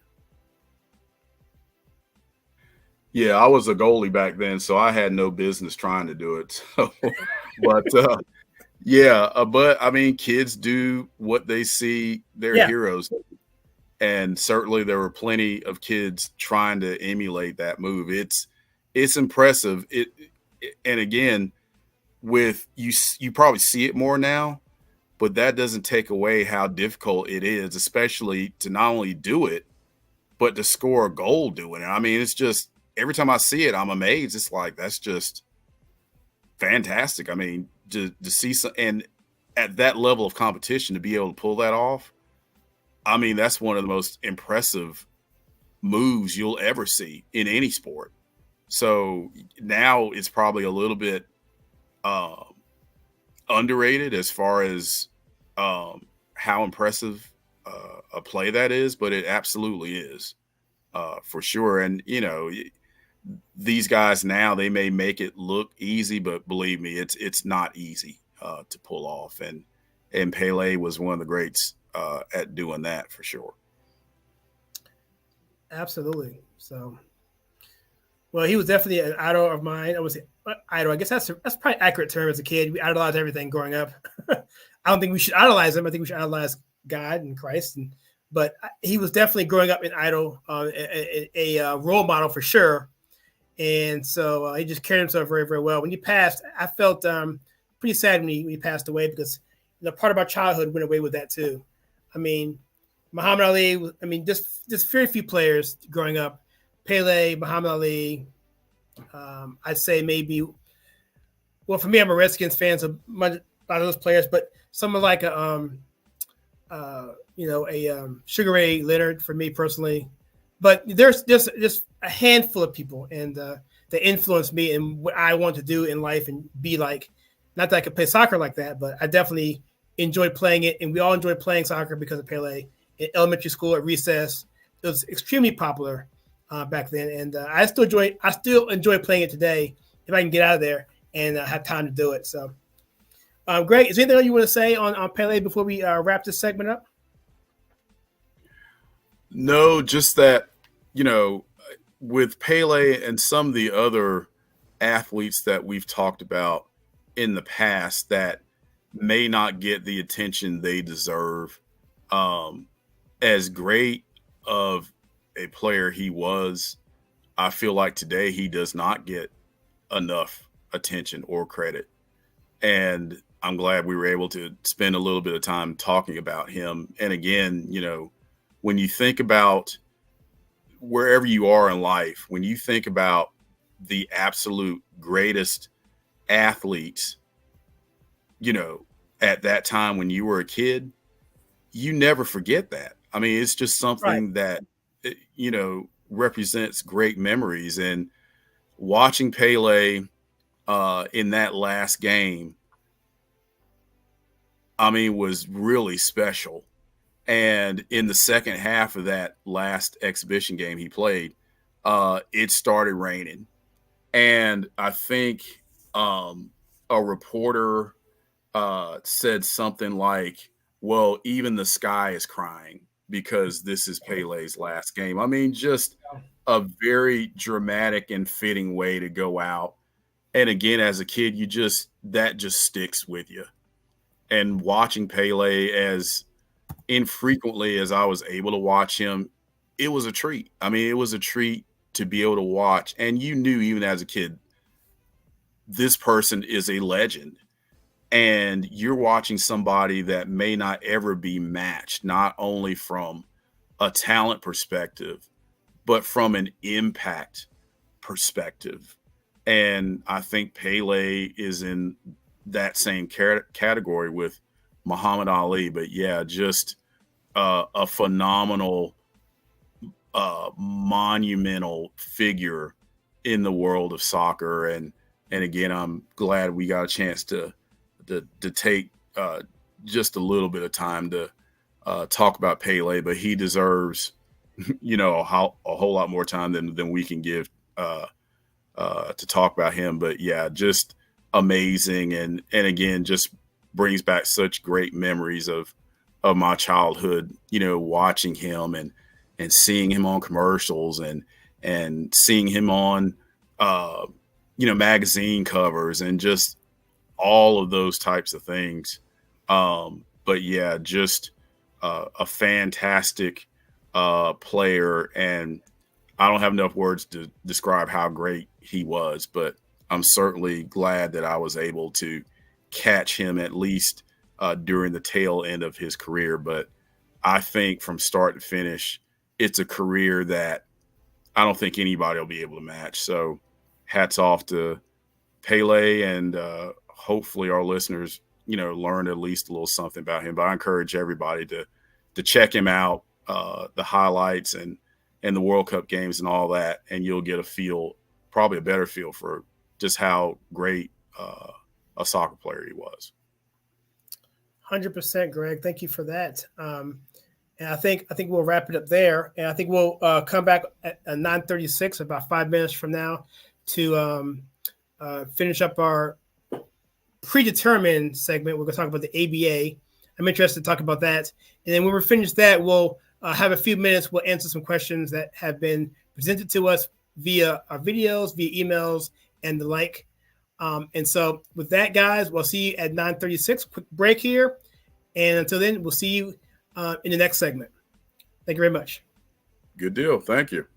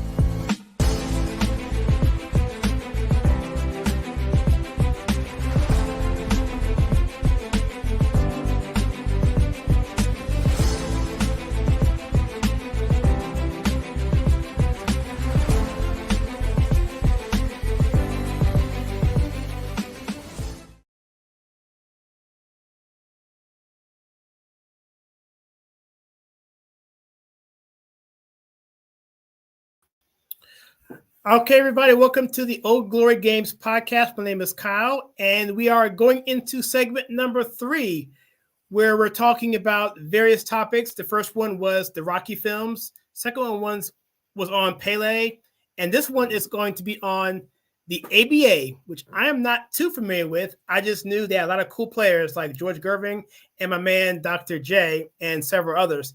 And stylistically speaking, if you contrast it with the modern day NBA, it should be making for a very interesting discussion because I have a whole list of things here to talk about why the ABA is not like the current woke NBA. And with that being said, I'm gonna bring my partner in crime here, Greg, in and ask him on his take because he chose this topic as well. Greg, why did you choose the ABA? And I like the topic, but just curious to me, why did you choose to talk about the ABA? Sure. So thank you for that. I think with quite a few topics that we talk about players, or we talk about topics in general that, sports fans may have more or less forgotten about. And I think the ABA fits into that category. So for those of you all who aren't familiar with what the ABA was, it was a rival league to the NBA that existed from 1967 to 1976. At the end of the 1976 season for the ABA, they merged with the NBA. Actually, only 4 ABA teams joined the NBA at that point. Those teams were the Indiana Pacers, the Denver Nuggets, the San Antonio Spurs, and the New York Nets. So a lot of people considered the ABA as inferior to the NBA, and college is showing clips of some all-time great, not only ABA players, but NBA players as well. And we'll get into some of those players as we go along. So most people consider the ABA as an inferior league to the NBA. Certainly the first couple of seasons that the ABA existed were really rough. But as they went along, they were able to attract better players out of college, and also players that were willing to jump from the NBA to the ABA. I think in more recent times where you saw that type of dynamic, when the USFL first came along, they ran into the same type of challenges as far as being deemed an inferior league, but they were able to attract big time I was going to say NBA, NFL players with big contracts to get them to play in the USFL. And that's kind of where the ABA was compared to the NBA. But even though the ABA was considered an inferior league, the two leagues played 155 exhibition games. The ABA won 79 of those games. Wow. To the NBA's 76. So to start out, a franchise fee was $5,000, which is a lot of money in 1967. But when you think about how much it costs to start a sports team, that's not a lot of money. The first commissioner was NBA Hall of Famer George Mikan. He's considered the first great big man of NBA history. So that gave the league credibility. They had open tryouts. So basically just about any player within that area where the team was located would come and try out. They had like over 100 guys, various levels of ability. So as far as talent, the first couple of years were pretty lean. They started with 11 teams.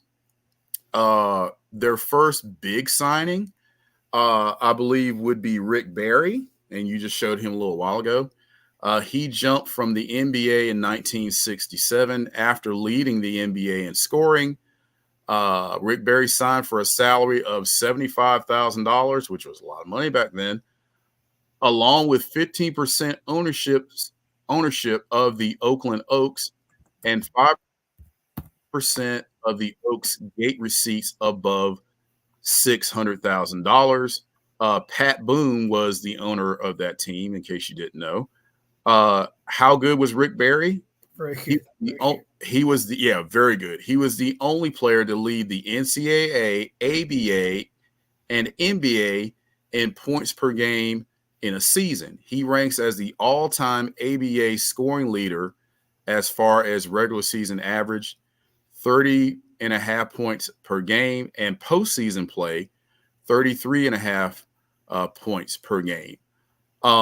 Once Rick Barry left the New York Nets, he was with the Nets at the time in 1972. Guess who walked in and started playing for the Nets? Probably the most famous ABA player of all time, Julius Erving. So Dr. J began his ABA career with the Virginia Squires, if I'm not mistaken. So once Rick Barry left, the Nets and the league in general wanted to keep Dr. J in the league because he was a big drawing card.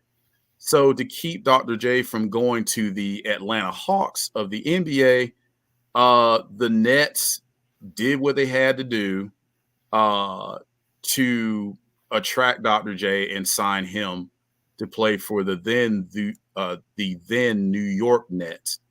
And basically after that, they were kind of like the 90s Chicago Bulls. Wherever the Nets played, that game was sold out. Dr. J was a huge attraction. And he was the only action cover of the ABA Sports Illustrated did was of Dr. J dunking. So that'll tell you how big Dr. J was even before he got to the NBA. So to go back to how much the league struggled in the beginning, after only 2 seasons, 6 of the 11 original franchises were in different cities. So the league had to do something at that point. So they started offering higher salaries to get better players, which was not appreciated by the NBA because that drove up salaries in the NBA to try to keep those guys from jumping ship. As you mentioned earlier, the ABA played with a more wide open style. It was a flashier league. You had a bunch of colorful, free-spirited, renegade type players. It was more like playground basketball. And of course you had the famous red, white, and blue ball that we'll get into a little bit more in a bit. So thinking in talking about the style of play,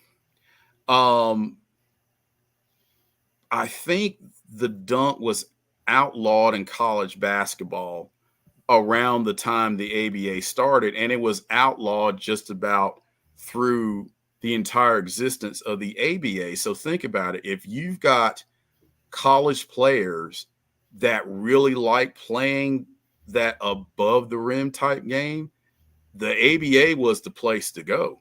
So players like Dr. J, David Thompson, Darnell Hillman, the ABA was the perfect place for them to play. We mentioned the red, white, and blue ball. When I was a kid, that ball was popular. Very popular. Very popular. I'm trying to remember if I had a red, white, and blue ball or if one of my brothers had a red, white, and blue ball. But between the 3 of us, I think one of us had that ball. It was a very popular item with young kids. So not only that, the ABA had the 3-point line. And that was before the NBA adopted the 3-point line. So that lent itself to more wide open, freewheeling type play. Also, as you can imagine, this was a fledgling league, so teams had to be creative to try to attract fans. So the Indiana Pacers, I think at one time, anytime one of their players made a 3-point shot, it was like 10 cents off a gallon of gas. And that was back when gas was like, what, 40, 50 cents a gallon?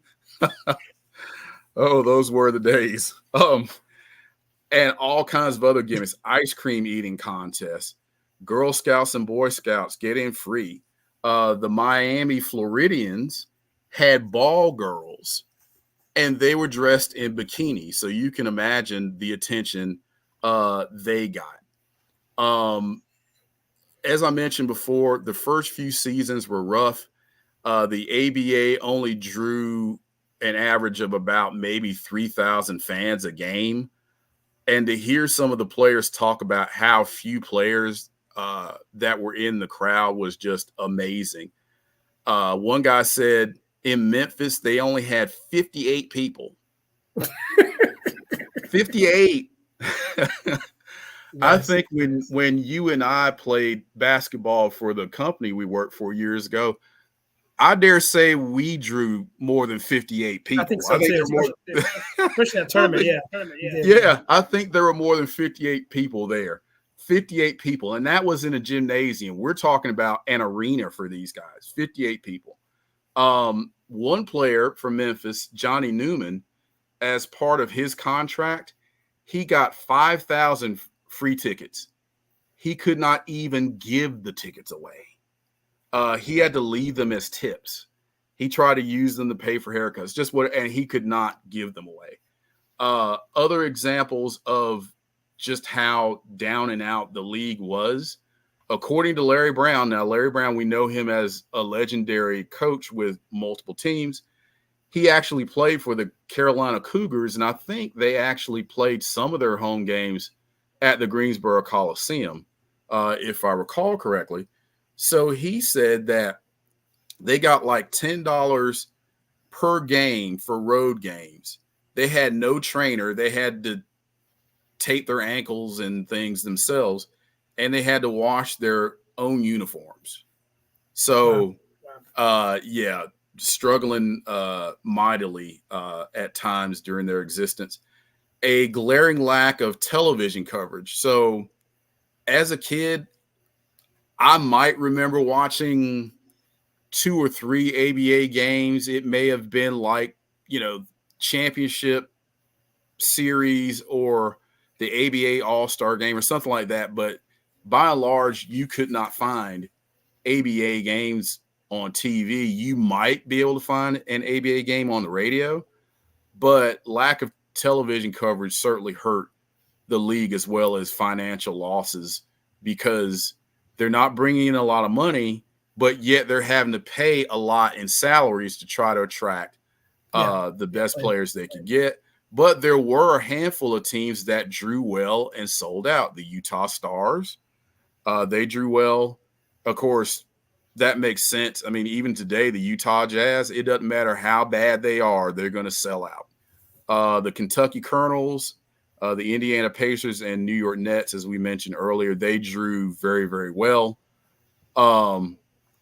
But later on, we'll talk more about the merger, and some teams benefited more than others, as you can imagine. So some other things I wanted to bring up.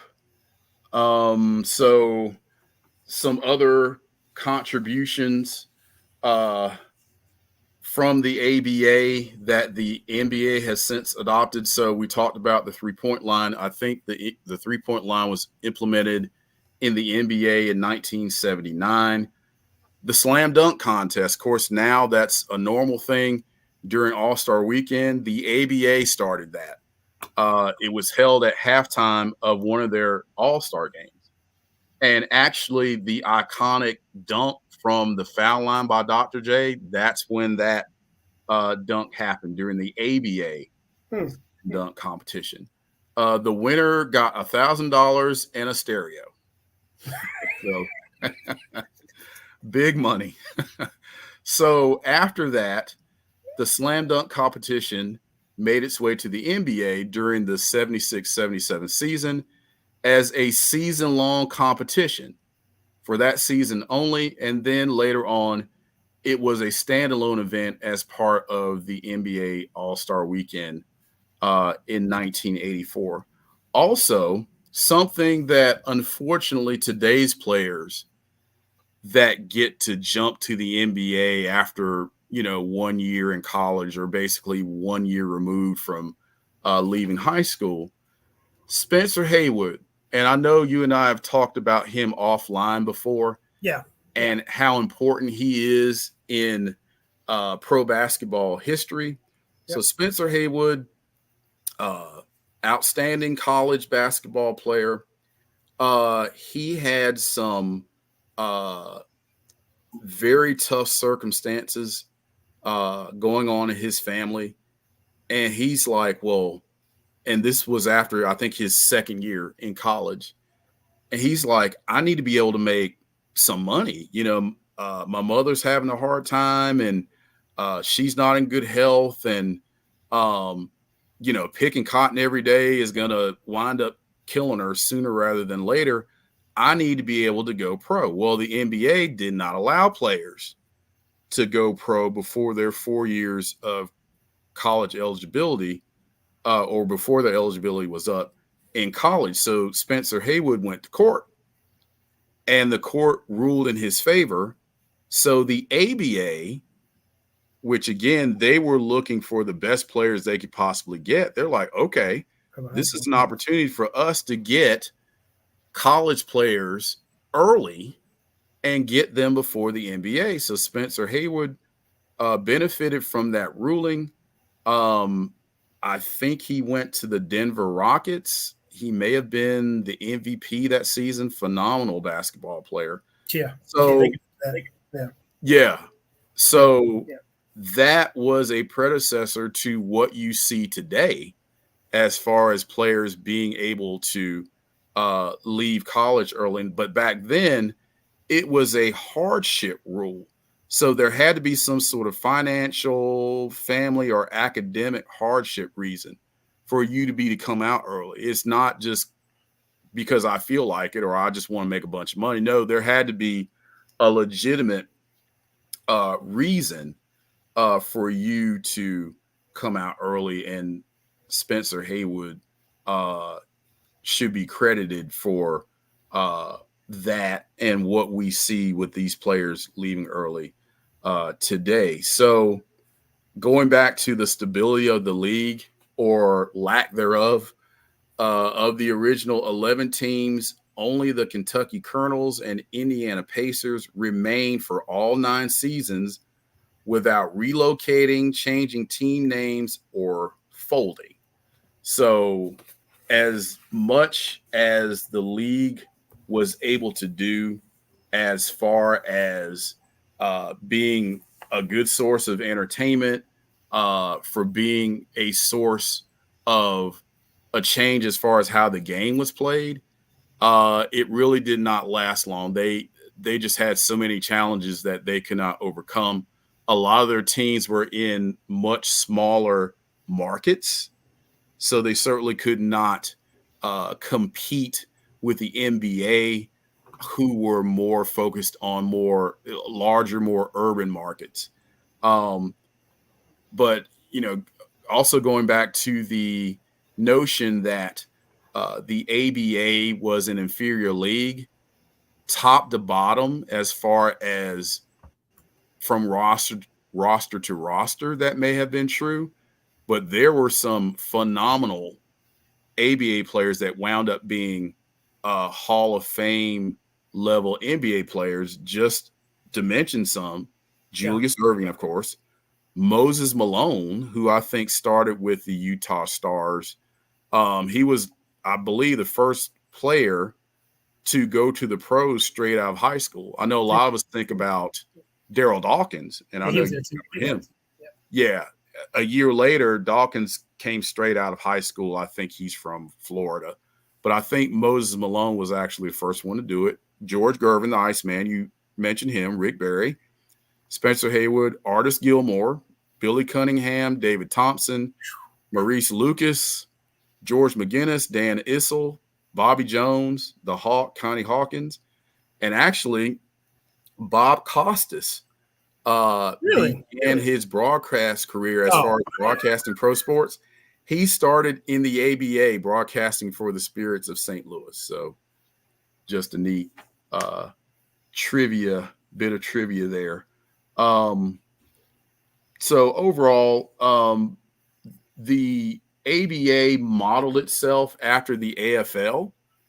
And for those of you who aren't familiar with AFL, the AFL, there are some similarities there. The AFL was more of a renegade, free-spirited league, more wide open play. They passed the ball a lot, and they did some things that were somewhat unorthodox. And, of course, the AFL more or less forced a merger with the NFL in 1970. So the ABA kind of patterned themselves after the AFL. They weren't quite as successful, but they did force a merger with the NBA. The 4 ABA teams that I mentioned earlier, they had to pay a pretty steep price to join the NBA. And some of the other teams, I think it's pretty interesting as far as how some of the other teams made out as a result of the merger, and to kind of give you an idea as to how big the merger was. So I've mentioned on this program before that as a kid, I got Sports Illustrated, and that was a treat to get, the next issue in the mail. So when the merger happened, on the cover of Sports Illustrated, there was a picture of Dave Cowens, who played center for the Boston Celtics, and standing next to him is Dr. J, who played for the then New York Nets, to talk about the big ABA NBA merger. And the last season the ABA was in existence, I believe they dwindled down to like 7 teams because they had teams that just went out of business and could not survive. So there were so few teams that I think the last All-Star game the ABA had, it was the Denver Nuggets versus the ABA All-Stars. They had so few teams and players to choose from. That's how they had to do it. The Denver Nuggets, I believe, versus the ABA All-Stars. So if the ABA hadn't merged with the NBA when they did, I think the ABA would have just completely died. They could not have survived another season, I don't believe. But so to kind of go back to some of the issues the league had and what wound up happening as a result of the merger. So as I mentioned a little earlier, the ABA struggled to draw fans because they had no TV presence. And, the talent levels weren't quite the same as the NBA. So their aim was to put on a show, to basically say, okay, we are going to reward the fans for coming out and watching us. So when they go home, they're telling their buddies about the show that they saw when they went to see the ABA play. But unfortunately, the league could not sustain itself. So we talked about the 4 teams that went from the ABA to the NBA in the merger. 2 other clubs, the Kentucky Colonels and the Spirits of St. Louis, they were disbanded upon the merger. Each got a buyout. The Colonels received a one-time buyout that their owner used to purchase the Buffalo Braves. I did not know that, but that's what he used the money for. The Spirits probably negotiated the greatest deal in the history of sports. So they negotiated a cut of all of the other ABA teams' television revenues in perpetuity. And the other teams are like, you're crazy. You're not going to make any money off of that. Because if you recall, the NBA at that point, they weren't in the greatest of places either, as far as attendance. And, you know, as we mentioned before, the finals were on tape delay. So it's not like the NBA was doing great as far as TV. So the other owners were like, that's crazy. You'll never make anything off of that. Well, the ownership of the St. Louis franchise had the last laugh. They netted over $300 million over nearly 4 decades due to the increase in television revenues. So I guess the NBA got to the point where it's like, we can't continue to pay these people this amount of money like forever. So they reached a deal. I guess it was like a final buyout to phase out the future payments. They got a one-time payment of $500 million, making the total $800 million. Wow. So I think they made out pretty good. The other remaining team, the Virginia Squires, we mentioned them. That was Dr. J's first team. And I think Charlie Scott also played for the Squires, if I'm not mistaken. They didn't receive anything because they folded before the merger. So they were unlucky in that regard. So the players from the Colonel, Spirits, and Squires were made available to NBA teams through a dispersal draft. And the 4 teams that were absorbed were allowed to choose players from that draft. So one other thing I wanted to bring up as a part of the fallout from the merger, something else that I did not know. So the merger, and I mentioned that it was pretty hard on the teams that were absorbed. It was especially hard on the Nets. The Knicks were the team in town, and they would not let the Nets share Madison Square Garden, and you can understand why. For drawing audience away from the Nets were forced to pay $4.3 million to the Knicks. Wow. So listen at what the Nets offered to the Knicks. They offered Dr. J to the Knicks, and the Knicks turned it down. Wow.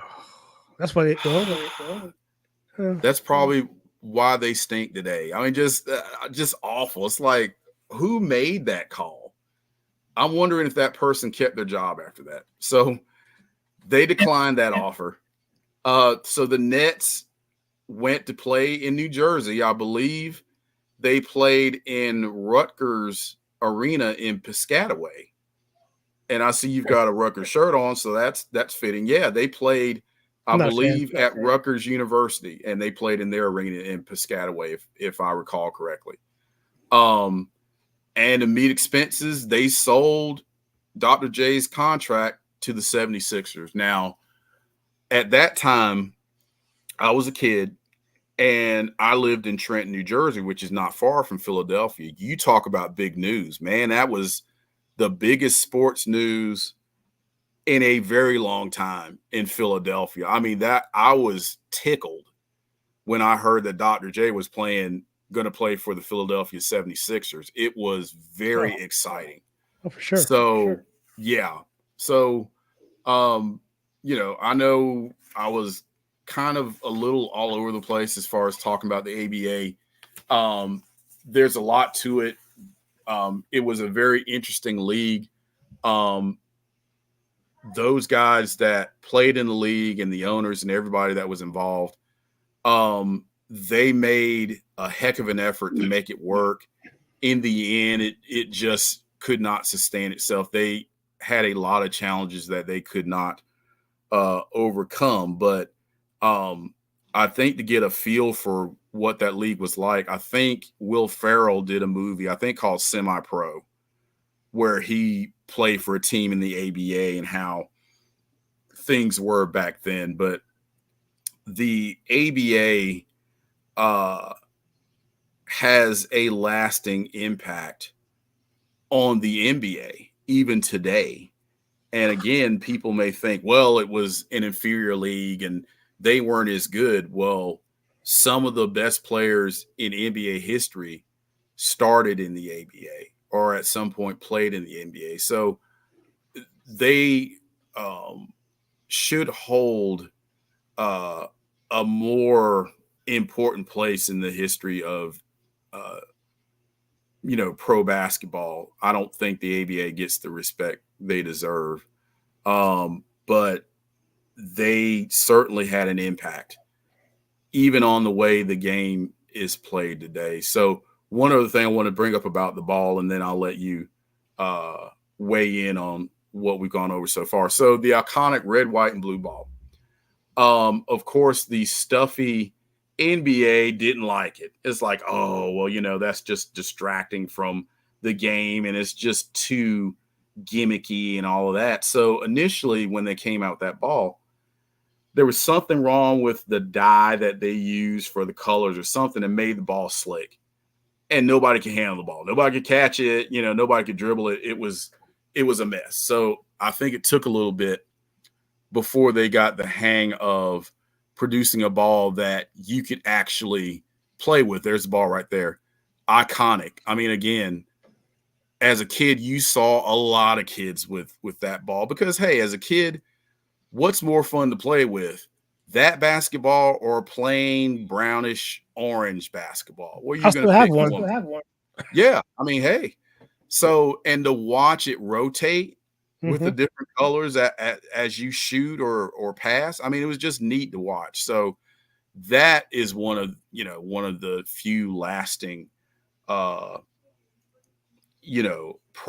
of the ABA. It was a fun league, and hearing, the players talk about it, it was a lot of fun. It gave them a chance to play, whereas they might not have had a chance to play in the NBA or not as much. And again, it was a very impactful league, even though it only lasted like 9 seasons. But some of the things you see in the game today, you can thank the ABA for. So I did a lot of talking about the ABA. What are your thoughts on what you're aware of as far as the league and what we've talked about to this point?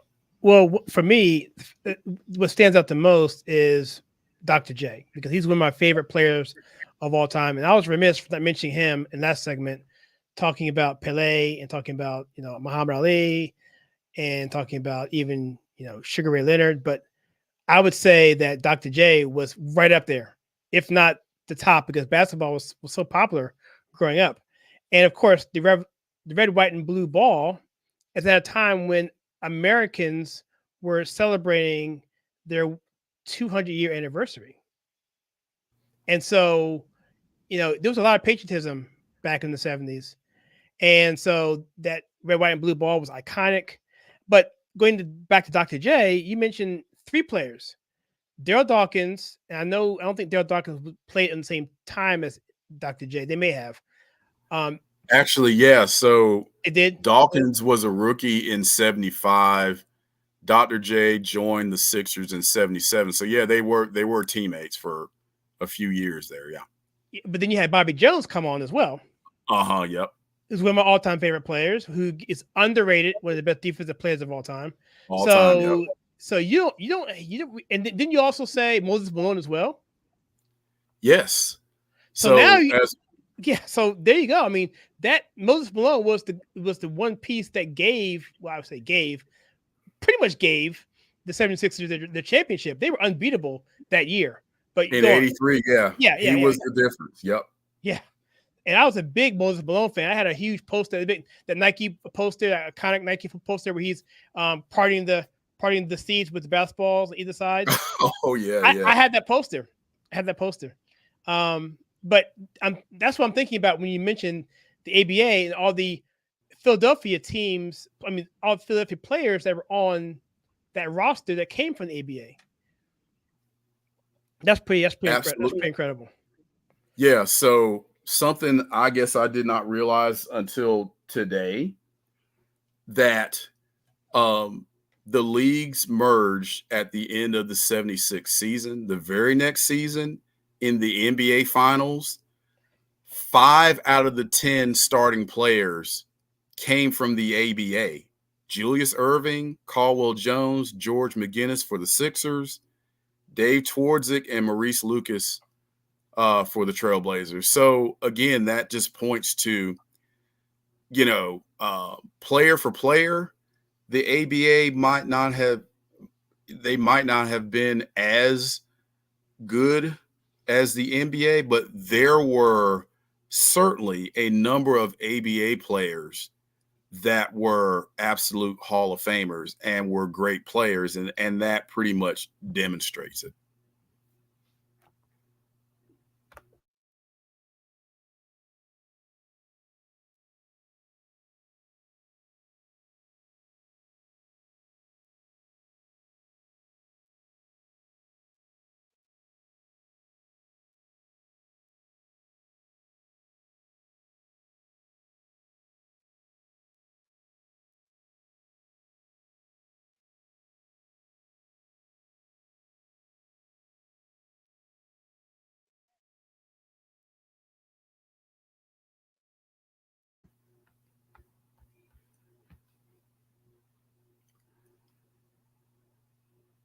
Kyle, are you muted? I was not muted. Am I muted now? Can you hear me? No, I can hear you now. Okay, when did I drop off? Well, I think after I mentioned the number of ABA players in the 77 finals, I muted and then you started talking, and I don't think I heard anything after that. Okay. So let's talk about the interesting facts about the ABA and how they contrast today with the modern NBA. How about a revolutionary spirit? The ABA was founded in 1967. It was a direct competitor to the NBA. It embraced a rebellious, innovative spirit. Like you said before, the NBA was very stuck up. They had player autonomy. NBA players had more freedom to express their personalities on and off the court. And some of this may have changed because like people like LeBron certainly have the ability to do what they want to do off the court. But they had a diverse ownership. The ABA featured more diverse team of owners, including local businessmen, maverick entrepreneurs, and more interested in the sport and community than corporate profits and political agendas. You mentioned the slam dunk contest. Underrepresented markets such as Indianapolis, which you mentioned, Louisville, and a few others. And this is kind of a stretch, but there are some ways why the ABA in today's standard wouldn't be considered, let's say, woke. Whereas they focus on entertainment over messaging, which we could debate that because I think today entertainment they think is wokeism, but I think what they're talking about then and what you mentioned about 3-point line being flashy, dunking, that sort of thing to get the fans more entertained. So I don't know. I think the NBA does have the problem with putting messaging over entertainment, especially if you go back to the year of COVID and BLM, where they didn't care about entertainment. They were going to put the message in there no matter what. And the NBA, the NFL definitely is doing a lot of that with that messaging, with the stuff on the helmets and on the end zones, whatever. Also, the ABA celebrated individualism instead of let's say, the collective narrative. They allow players to do their own thing. This emphasis was on individual talent and personal style, which contrasts with today's environment where players are often encouraged to take public stances on social issues. Patriotic. I mentioned the basketball. the red, white, and blue basketball was clear and unabashed expression of patriotism. That wouldn't work today. So let's say let's take one more here. No, I kind of mentioned that as well. Yeah, we'll stop there. Any thoughts on anything I mentioned there in terms of ABA, in terms of how the style or the way the business was presented, then difference to today where we have a more button-up collar, messaging, narrative over entertainment aspect of the NBA? Oh yeah, absolutely. So you mentioned the freedom the players had to basically express themselves as players, and that's one thing that Dr. J, I think, mentioned in the documentary that I watched. The freedom that they had, the clothes that they wore. I mean, the big afros. I mean, who didn't at that time as a kid? Who didn't want to wear an afro because of Dr. J's afro? I mean, it was the coolest thing, and to watch it, blow back as he's running down the court. I mean, it was just amazing to watch. So, from that perspective, it's like the ABA was not some sort of stuffy corporate type presentation. It was and I'm using ragtag in a playful, respectful way when I'm describing these teams, but basically guys that wanted to go out there, of course, make a living, but have fun playing basketball, because let's be honest, it would be a challenge to go out and play in front of 58 people. I mean, you really have to be determined and have a certain intestinal fortitude to be able to go out there and play your best in front of essentially no people. So when you think about athletes today and how pampered they are, oh, they've got trainers for this and that. They have chefs. They fly on, I guess, private jets and all of these perks that these guys have now. I mean, when you talk about the ABA guys, again, they didn't. A lot of those teams, I don't think, had trainers. They had to tape themselves. They had to wash their uniforms. They got, very little money, on the road, and, really no fancy perks, I'm sure, as far as travel and all these other things that athletes today take for granted. So, and you alluded to as well, just the spirit that the league had. They're also underdogs. I know we talked about Rocky earlier, and that underdog story. The ABA was absolutely an underdog story as well, and they fought to the bitter end. One of their goals in the beginning was to force a merger with the NBA, and they did it. So I think when you talk about the ABA, unfortunately, I think, again, as time goes on, it gets to be more and more forgotten. But when you look at some of the colorful characters that played and just the fun that they had, and they pretty much knew, it's like, look, a lot of people aren't going to ever see us play, but the ones that do, let's give them the best show possible. And I'm not saying putting on a show caused the overall product to suffer. It did not. These were entertaining games, but they were competitive games, and they were such to where you may say, well, if they focused on putting on a show, what about fundamentals? Well, they may not have focused on lockdown defense and a lot of the fundamentals per se. I mean, when you're looking at a bunch of behind the back passes and those types of things, those aren't necessarily thought of as being fundamentally sound. But in the grand scheme of things, the way they opened the floor and played with tempo, and they did that out of necessity, because in the beginning, they really didn't have any big men. in the ABA. So they had to play a style of basketball that did not put so much emphasis on low post play and more emphasis on a faster pace, more wide open style, and the 3-point shot certainly brought that into play. And you see it today, how the game is played and how there's not an emphasis on low post play anymore and a more up and down tempo. The ABA, I think, did it first. Now, I don't think they did it to the level that they do it today, where that's all they do.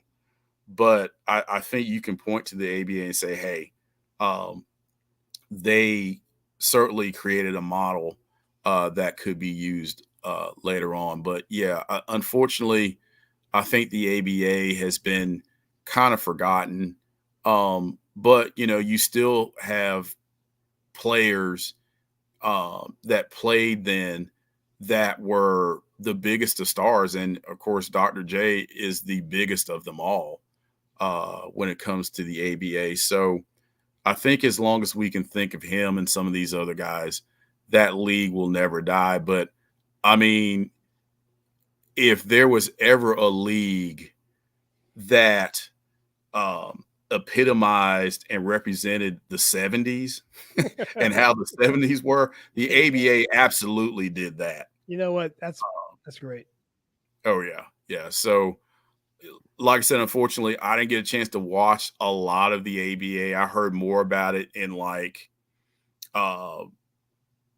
maybe, the newspaper or maybe magazines, some, or, maybe sports broadcasts on the news or something like that. You really didn't get a chance to see the ABA much on TV. And that's kind of a shame, because it was a very entertaining brand of basketball. And again, some of the things that are even in play today in the NBA was thanks to the ABA. So, hopefully, the memories of the league and what it contributed will live on. But again, unfortunately, I think it's gotten, forgotten over the years. And, I'd like to see it. Of course, we mentioned the movie, I think it's called Semi-Pro, but it would be really nice to have a really well done documentary on the league and the impact it had, just to make everybody aware of how important the ABA actually was. Yeah, it was Semi-Pro. I'm looking at it right now. You said Will Ferrell, right? Yeah, I think he was the one that was in it. Yeah, I'll put up on the screen real quickly here so you can take a look at it. So you were saying that was actually the ABA. They weren't trying. It wasn't a pseudo name for it, or that was. I'm not sure if it's probably an analogy, or if not, if it wasn't directly ABA, it's probably. Yeah, I think the ABA inspired it. Yeah, it's funny, and you can tell. Just the afros alone is a giveaway. Yeah, I think you mentioning that it's a microcosm of the 70s. Yeah, I mean, you nailed it there. I mean, I could even envision just a highlight reel of the ABA. We have that funky music in the background. You know what I'm talking about? That blaxploitation type music as they're going through the lane and doing the finger roll, whatever. Yep. Exactly. Oh yeah. Yeah, man. People forget how good Rick Barry was. He was an absolute beast. He was. He doesn't get the credit he deserves. He was a fantastic player. His free throw shooting was like, I think Curry broke the record, or maybe that wasn't his record, but at one point Rick Barry had the record for free throws, I believe. Yes, like 90-something%, just and underhand. I mean, yeah. I don't know how you can shoot free throws like that and consistently hit them. But once he got in a rhythm, I mean, not only was it underhand, he just flipped it up. Yeah. Underhand, and would just make them every single time. It was just amazing to watch. And McGinnis with that one hand jump shot, his hands were so big. Yeah, that's nothing I saw too. Yeah. Yeah, very unorthodox shot McGinnis had. Look at these names like Carolina Cougars. Yeah, you have the Spirits of St. Louis. That's a cool name. Spirits of St. Louis. Yeah. What's that? Who? I'm trying to think. I'm drawing a blank of the guy who did the actual, who actually did the crossing of the Atlantic. I'm drawing a blank. I feel bad, but yeah, it was named after him. But yeah. Anyway, that's Rick Barry right there. So yeah, this guy here, Connie Hawkins, Pittsburgh Pipers. That's another good name. Pittsburgh Pipers. Yes. Yeah. So an interesting story about him. If you're not aware, I mentioned that the league had kind of, renegades and free spirits and players that maybe the NBA wouldn't take a chance on. So Connie Hawkins, when he was in college, he was embroiled in a point shaving controversy. Oh, wow. And as you can imagine, I think that basically got him blacklisted from the NBA. Teams wouldn't touch him, but the ABA brought him in, and he had a very impressive ABA career. He finally made it to the NBA, but I think by then he was more or less past his prime. He still played very well, but his prime years were in the ABA and even before that. So fantastic player, had some unfortunate circumstances around his life, and didn't get the opportunity to show what he could really do in the NBA until much later in his career. But yeah, he's one of the greatest ABA players in their history for sure. Yeah, I was thinking about Charles Lindbergh. I feel bad not remembering him, but when you're talking sports, it's hard to go back into American history that quickly, real time. So, well, cool, man. Thank you so much for that topic. I learned a lot, and now I'm gonna. Actually, I probably would rather watch NBA. I'm sorry, I'd rather watch ABA replays than watch NBA live plays. So if I can find me some old footage of ABA, I may watch that before I watch any NBA game. And at least until LeBron James retires. That's probably when I'll kick back in. Did you see, by the way, getting off subject here, where LeBron told that kid to go somewhere when he's on his way to celebrating his gold medal? Did you see that clip?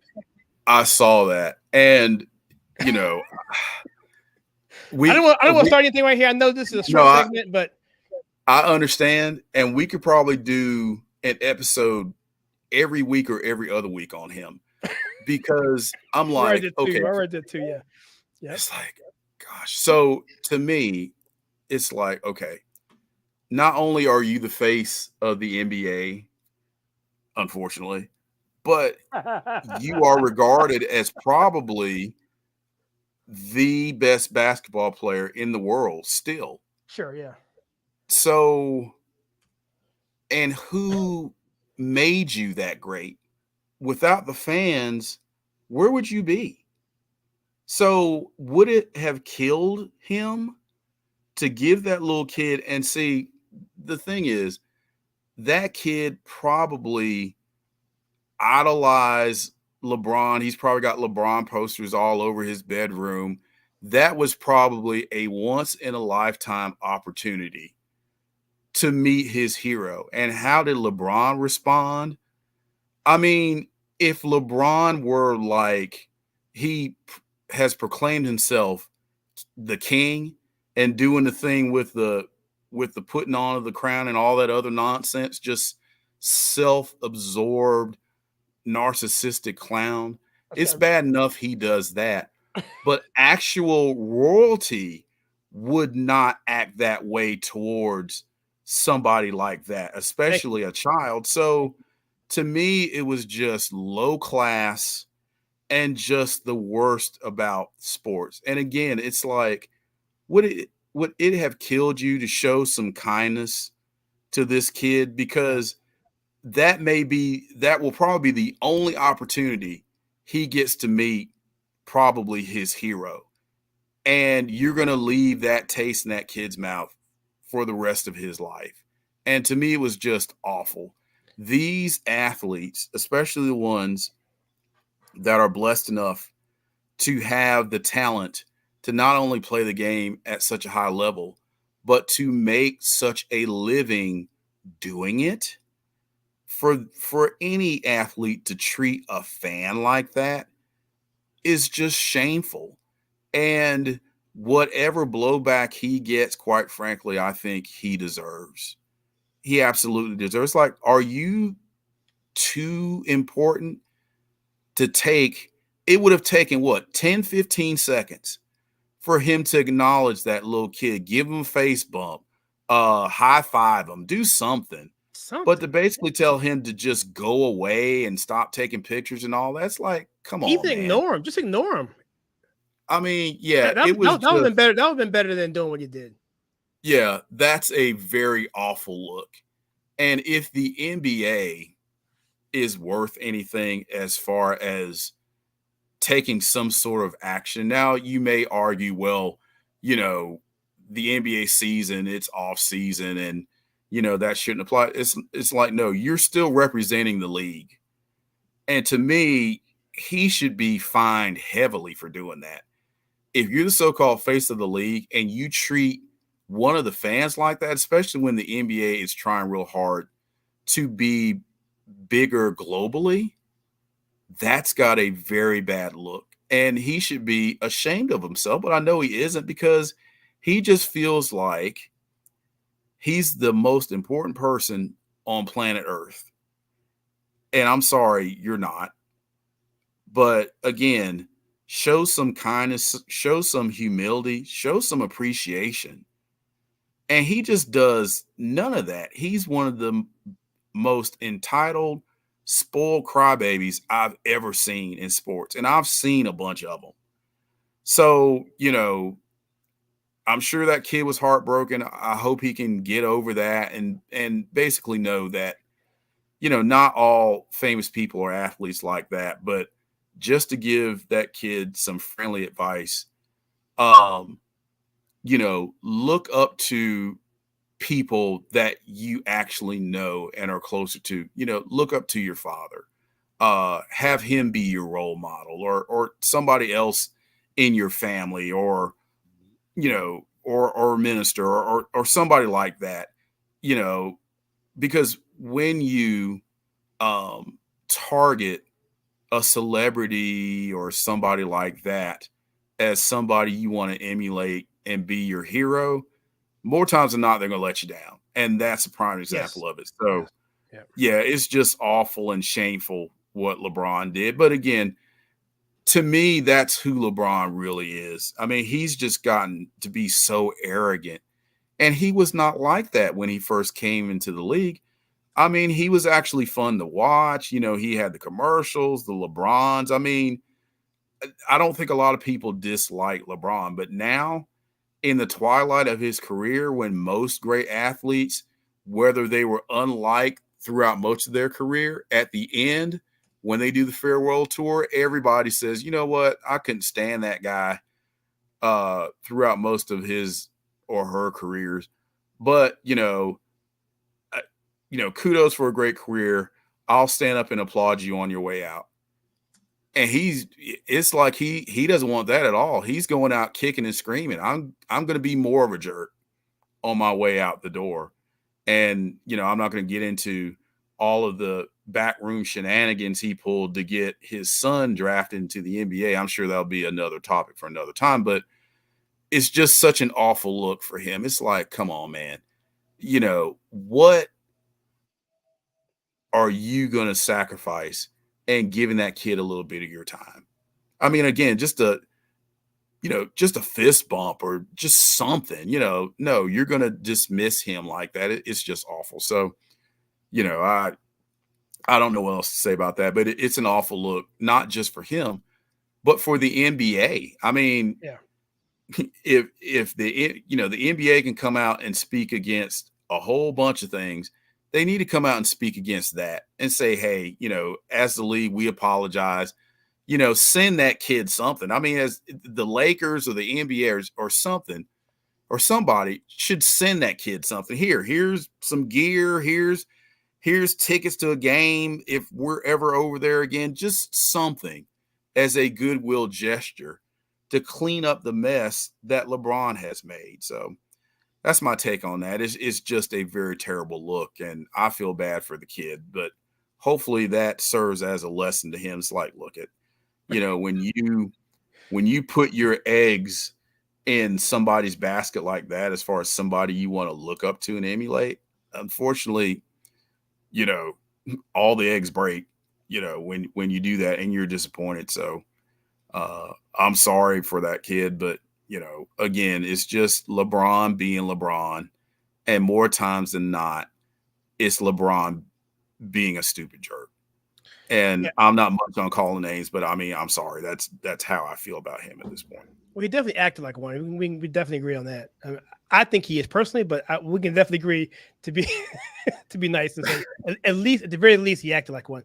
And so to me, this is a good contrast. I'm sure you've seen this clip before. I got it on the screen where basically the kid breaches security, and essentially in LeBron's case, the same thing happened. This kid breached his own level of security. So LeBron really should have treated it like what Shaq did. Go after your security for not doing it right. In this case, Shaq actually said, no, let the kid come on. So LeBron should have gotten mad at security for letting the kid get that close. Don't get mad at the kid. But here's the clip. Have you seen this clip, Greg? I have not. This is Shaq. Okay, so this is Shaq at an airport. I guess I'm not sure where he is. Watch this. He comes up to him. The security guard said, no, kid. You get away. You're breaching security. And Shaq says, no. Watch this.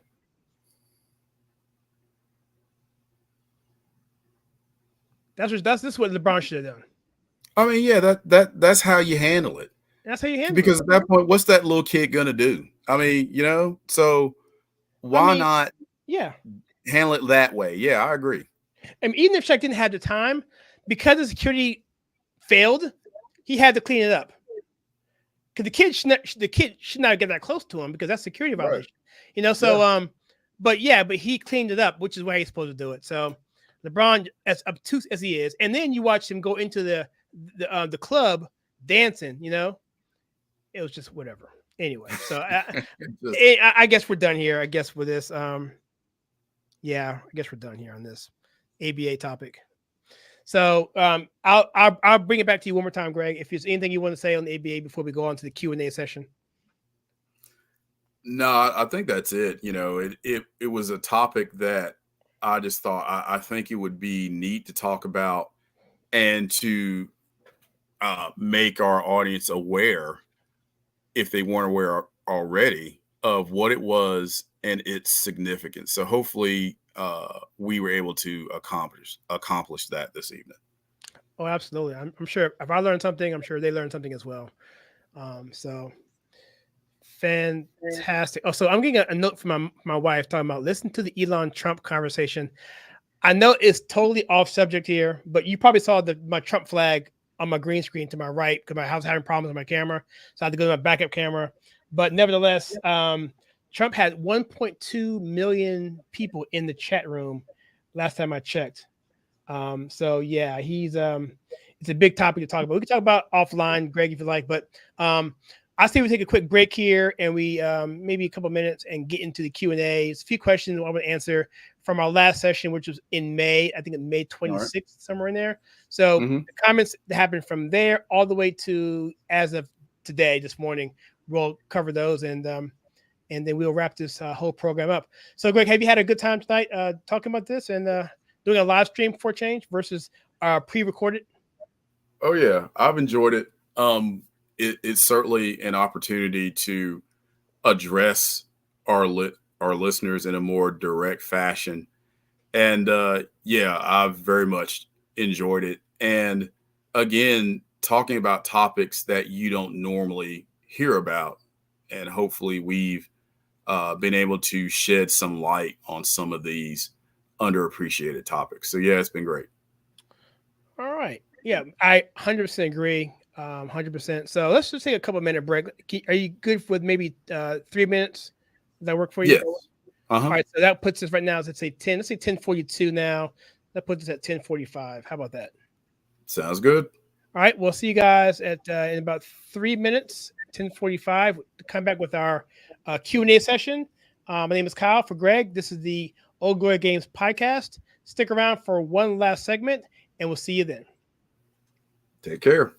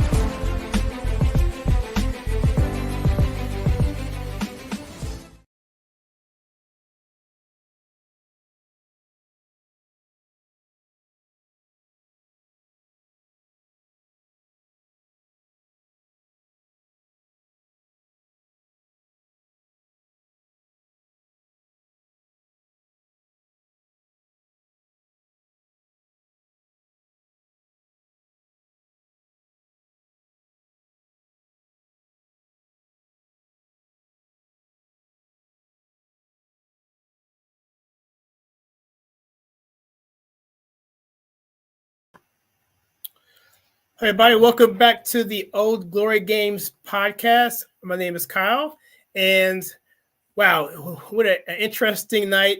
Having lots of discussions on various topics, Pele, Rocky, and the ABA. And so I'm here with my partner in crime, Greg, and we're going to talk about our question and answers that we've questions that have been presented to us either through email or through comments in our podcast going back to May. We've done this before, and we had a good time. And so we have a list of responses and questions, and we're going to talk about that. So I'm going to bring Greg, again, my partner in crime, and this is our last segment for our live stream. And Greg, I have one interesting thing to mention to you, and that is this, that we were supposed to be streaming on X, and I think we are now, or maybe not, but I realized why it wasn't working. It was because of the massive load that Trump and Elon Musk were going, because we were literally on at the exact same time, and we couldn't get the bandwidth. So we're on live now, X, Telegram, Rumble, Facebook, and YouTube. And so X, we're here now for this segment. And so with Greg, let me ask you this. Did you get a chance to look over some of those responses or comments, or you want to just go into it blind? I couldn't make out some of them. I think I couldn't zoom in enough to be able to read all of them. I saw a couple of them, but I'm fine with just jumping in and answering them as they are. So, yeah, and they are kind of hard to look at. So I have on the screen here, and I may have to pull my glasses out myself to look at some of these. But the reason why I did it this way was so that we could have the actual context of the video, so we know what they're talking about. I could have done it better if I thought about it, but here we go. Here's the first one, and I had to redact some of it because YouTube probably wouldn't like it. But right. This particular video was about Bubba Wallace, part 2, and you did a fantastic job on that, Greg, going over that history and why he is who he is and why he is what he does. Anyway, this guy says here, his name is Delajon 4833, says the Smollett Bubba name of a college with fake racist crap. Unless you're Asian, it's rare. The trying to be victim went full, think of a word, and never go full, think of a word. It begins with an R if you want to know what you think what it is. But I don't know what he's saying. This was actually one that was hidden by YouTube. Actually go in and unhide it because it deemed it as offensive. I didn't find it too offensive, but do you have any idea what he's referring to at this at all? I can take a swing at it. So I think in general, and it could probably be worded a little bit better, but I think what this person is, and it sounds more like a statement than a question to me, but I think what this person is saying is just overall playing the race card in sports or in society in general, that gets to be tiresome, especially when you do it to either gain an advantage or to avoid facing consequences as a result of your actions. So Jussie Smollett certainly fits in that category as far as playing the race card to avoid consequences or also to try to better his standing with, I guess, Empire was the show he was on. So he had personal reasons. I had never heard of him before this happened, by the way. So he had personal reasons to try to better his position with that show. So he had ulterior motives to do what he did. And then he made it worse by, lying even further and all of that.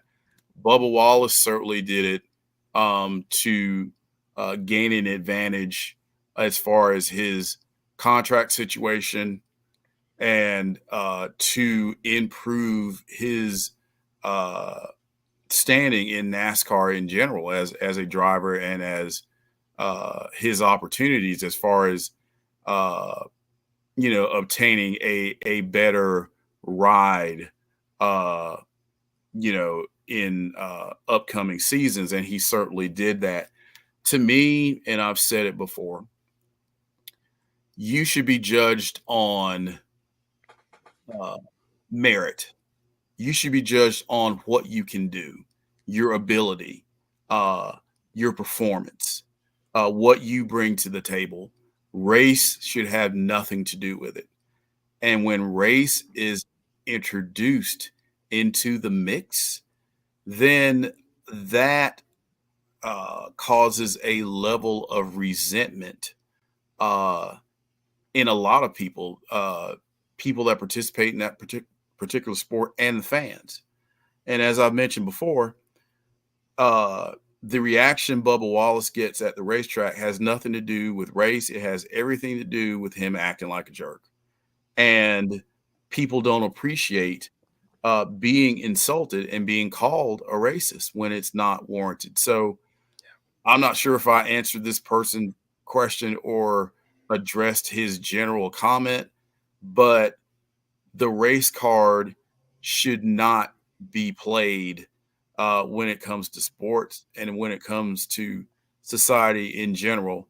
I think overall we want the best available and best qualified people to be in these types of positions in sports or in other industries in general. Very well said. Very well said. Okay. Thank you for that. I like that. So let's go here. This is Caitlin Clark. She's probably one of our most popular topics recently. Mm-hmm. So I'm just going to read through. Let's read to the first three of these, and then we'll comment, and then we'll do the last two. So some of them are just, shout outs, right? So this gentleman here, Mark, says, keep spitting the truth. Bombs, only the truth, please.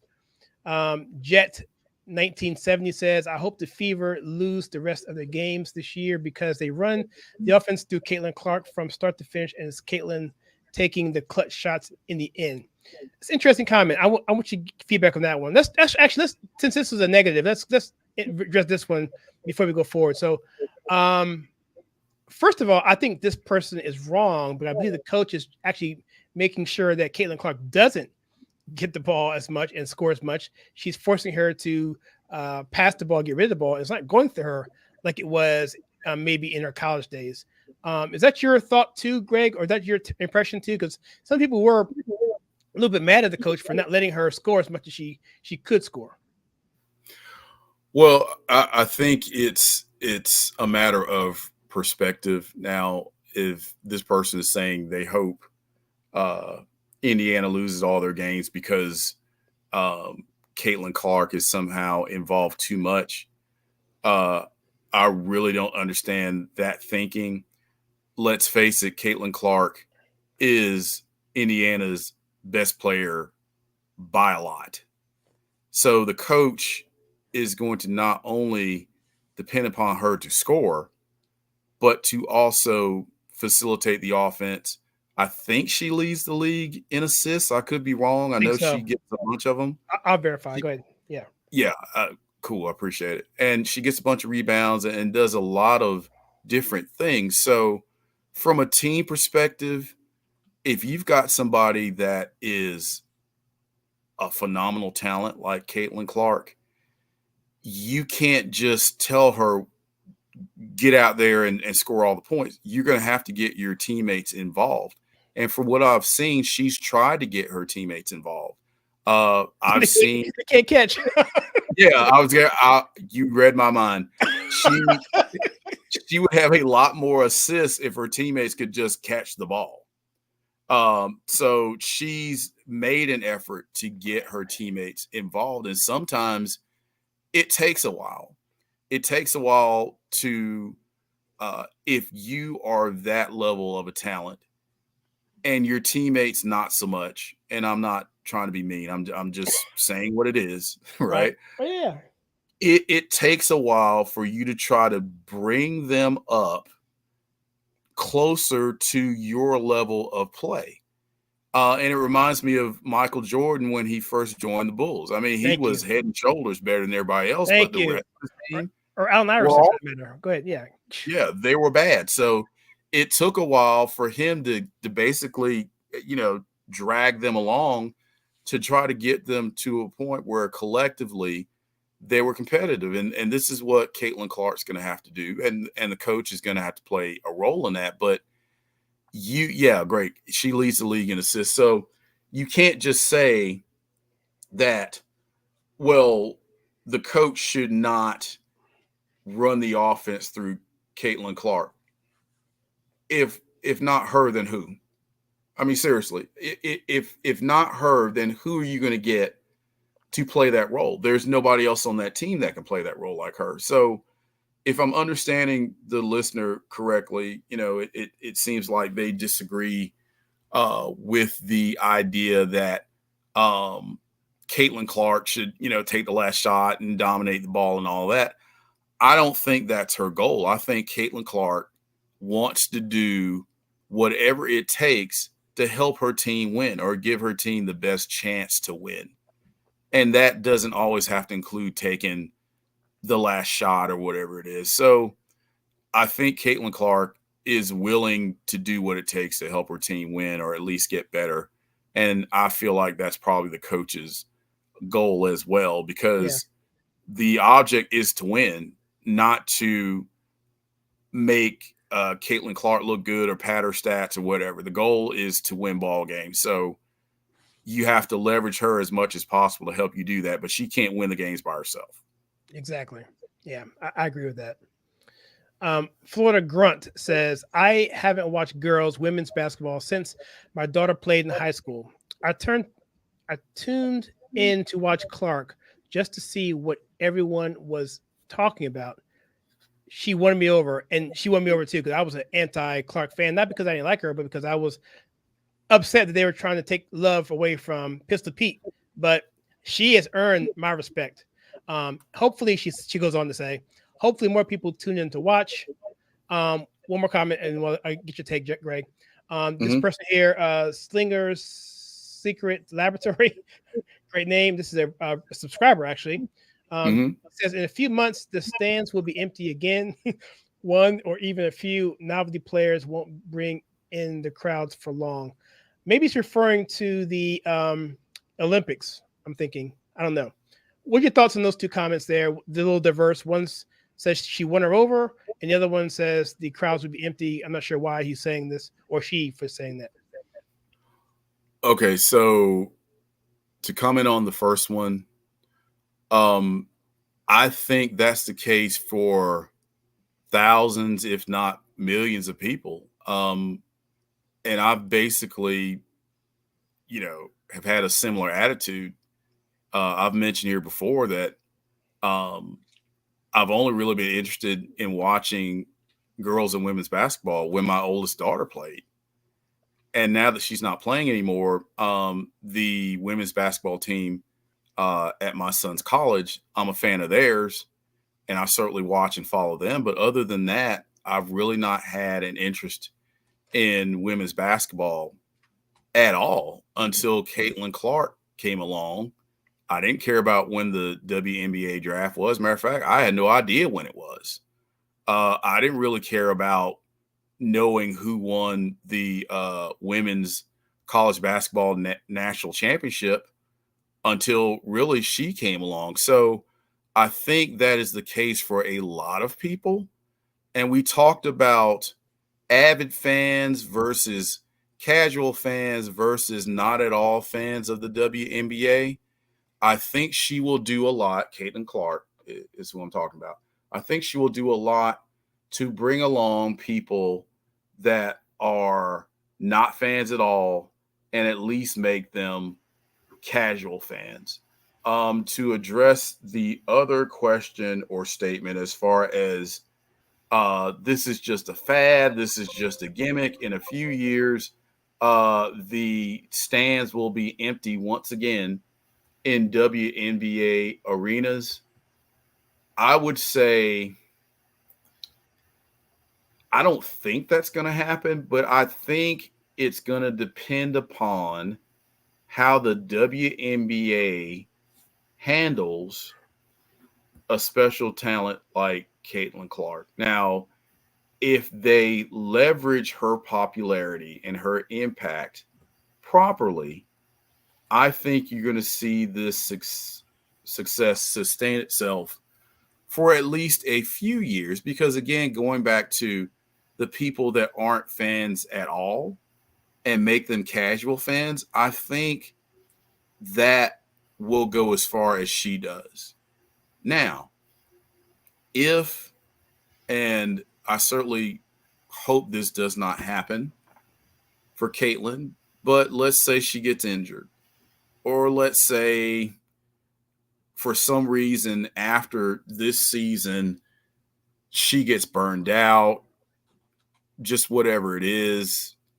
If that happens, then unless somebody else fills that gap, whether it be Angel Reese or some of these other women that are coming out of college, yeah, it's going to go right back to the way it was. I think it's critical that the WNBA sustains this momentum and try to promote the game, not just nationally, but globally. And you mentioned the Olympics. They really dropped the ball on that one by not having her on the Olympic team. You're talking about a global stage. You're talking about the WNBA. I don't know how popular the WNBA is globally. I'm guessing not very popular, at least not until this point. The WNBA had a prime opportunity to grow interest in their brand by having Caitlin Clark on the team. And I don't want to hear these arguments about, oh, well, it's about having the best 12 players in the league, having the best 12 on the team. Is Diana Taurasi one of the top 12 players in the WNBA right now? No. So that argument does not work. I don't know that Brittany Griner is one of the top 12 players in the WNBA, but she was on the team. So that argument does not hold water. So if the WNBA continues to miss opportunities like that to grow their brand, yeah, they could conceivably go back to playing in empty arenas and smaller arenas and flying commercial and some of these other things that they deem to be beneath them because they're professional athletes. So I don't completely agree with that statement, but to me, it's conceivable if the WNBA doesn't take advantage of the meteoric rise of Caitlin Clark. Yeah, I 100% agree on that. Yeah, that's very well said. This person here says her name is Heldrew6693. Let's be honest here. Caitlin Clark is pretty much putting female college basketball on the map. And since she's not black, like the good chunk of women around her, they want her to be everything in their power. Sorry, they want to do everything in their power in order to destroy her. Honestly, this doesn't make any sense given the fact that you can use this as a beacon motivation to get better, to draw more fans, kind of what you said there, Greg. Attention to college or women's basketball in general. The fact that you're trying to destroy this beacon is pretty much destroying yourself in the industry that you represent. That's a long way of saying, a very good way of saying that you're biting the hand that feeds you, essentially. Yes, I agree. And I think we've talked about this some offline and some during our podcast or podcasts about Caitlin Clark, either directly or indirectly. So there is definitely a jealousy factor when it comes to Caitlin Clark. She does not look like most of the league. I think most of the league is black. I also think that either most of the league or at least a good percentage of the league is lesbian. And I'm not saying that to be critical of anybody's lifestyle. I'm just stating a fact. So Caitlin Clark being white and being straight and you know, going back to the black players, Some of them, cling to a more urban type lifestyle and culture. You may say thug.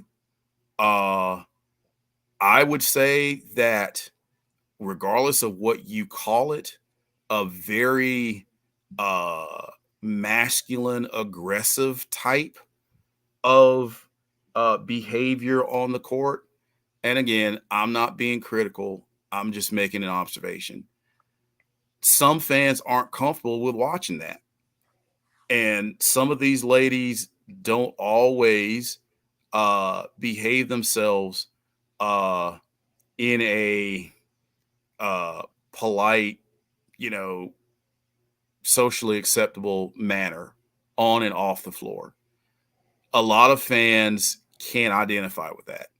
A lot of fans don't like that type of behavior. And the guys do it too, let's be honest. It's not just the ladies, it's the men that embrace. That's where they get it from. They get it from the men. Yeah. Embrace a somewhat thuggish culture. And a lot of fans just don't like that.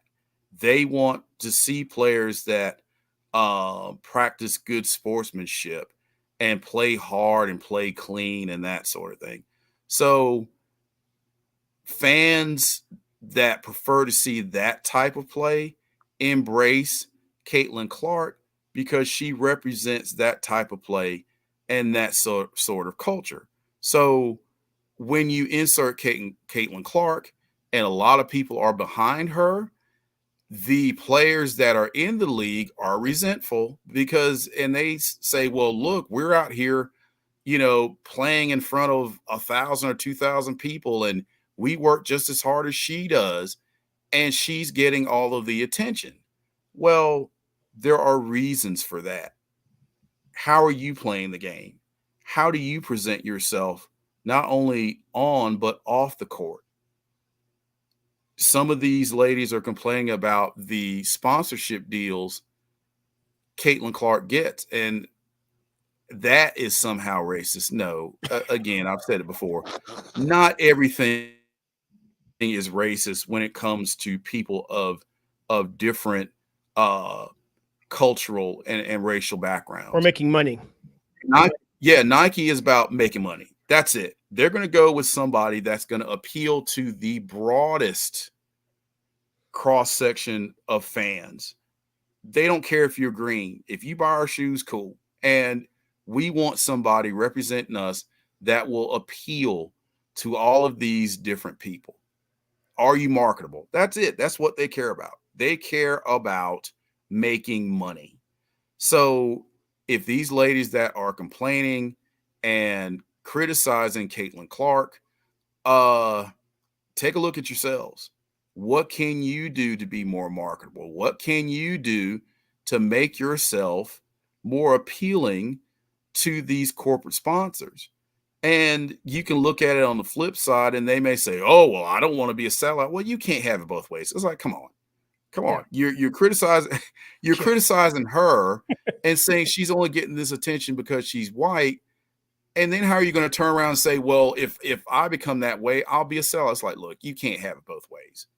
Basically, see this as a challenge to up your game, not only from a performance perspective, but how you carry yourself, not only as a basketball player, but as a human being in general. And again, people in general do not want to attend a basketball game or a sporting event in general where you might see the players fight at a drop of a hat, or you see a bunch of just bad attitudes. And I'm not just talking about the men. I'm women. I'm talking about the men too, where every time you turn around, they're flopping, or every time you turn around, they're complaining about a referee's call. And every time you turn around, they're fussing at the coach. I mean, that gets old.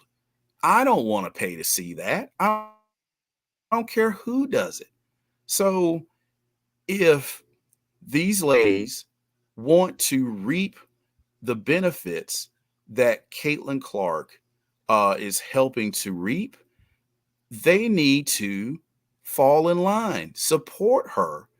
Look at it and say, hey, this is a challenge for me to up my game and to better myself as a player, as far as being a better representative of the league. Because again, I don't think there's another viable option as far as American professional women's basketball other than the WNBA. That's it. So if that fails, where are you going to go to play basketball? So rally around not just Caitlin Clark, but each other to make each other better, to make the league more palatable, not just across the country, but around the world. It's not that hard. Get over petty jealousy and whatever else is causing you to resent her, whether it be racially, whether it has to do with sexual orientation, or just whatever it is. Put it all over here and get behind what's good for the league so everybody can benefit. I think it's just petty jealousy, and you wouldn't expect that from young teenage girls, to be quite honest.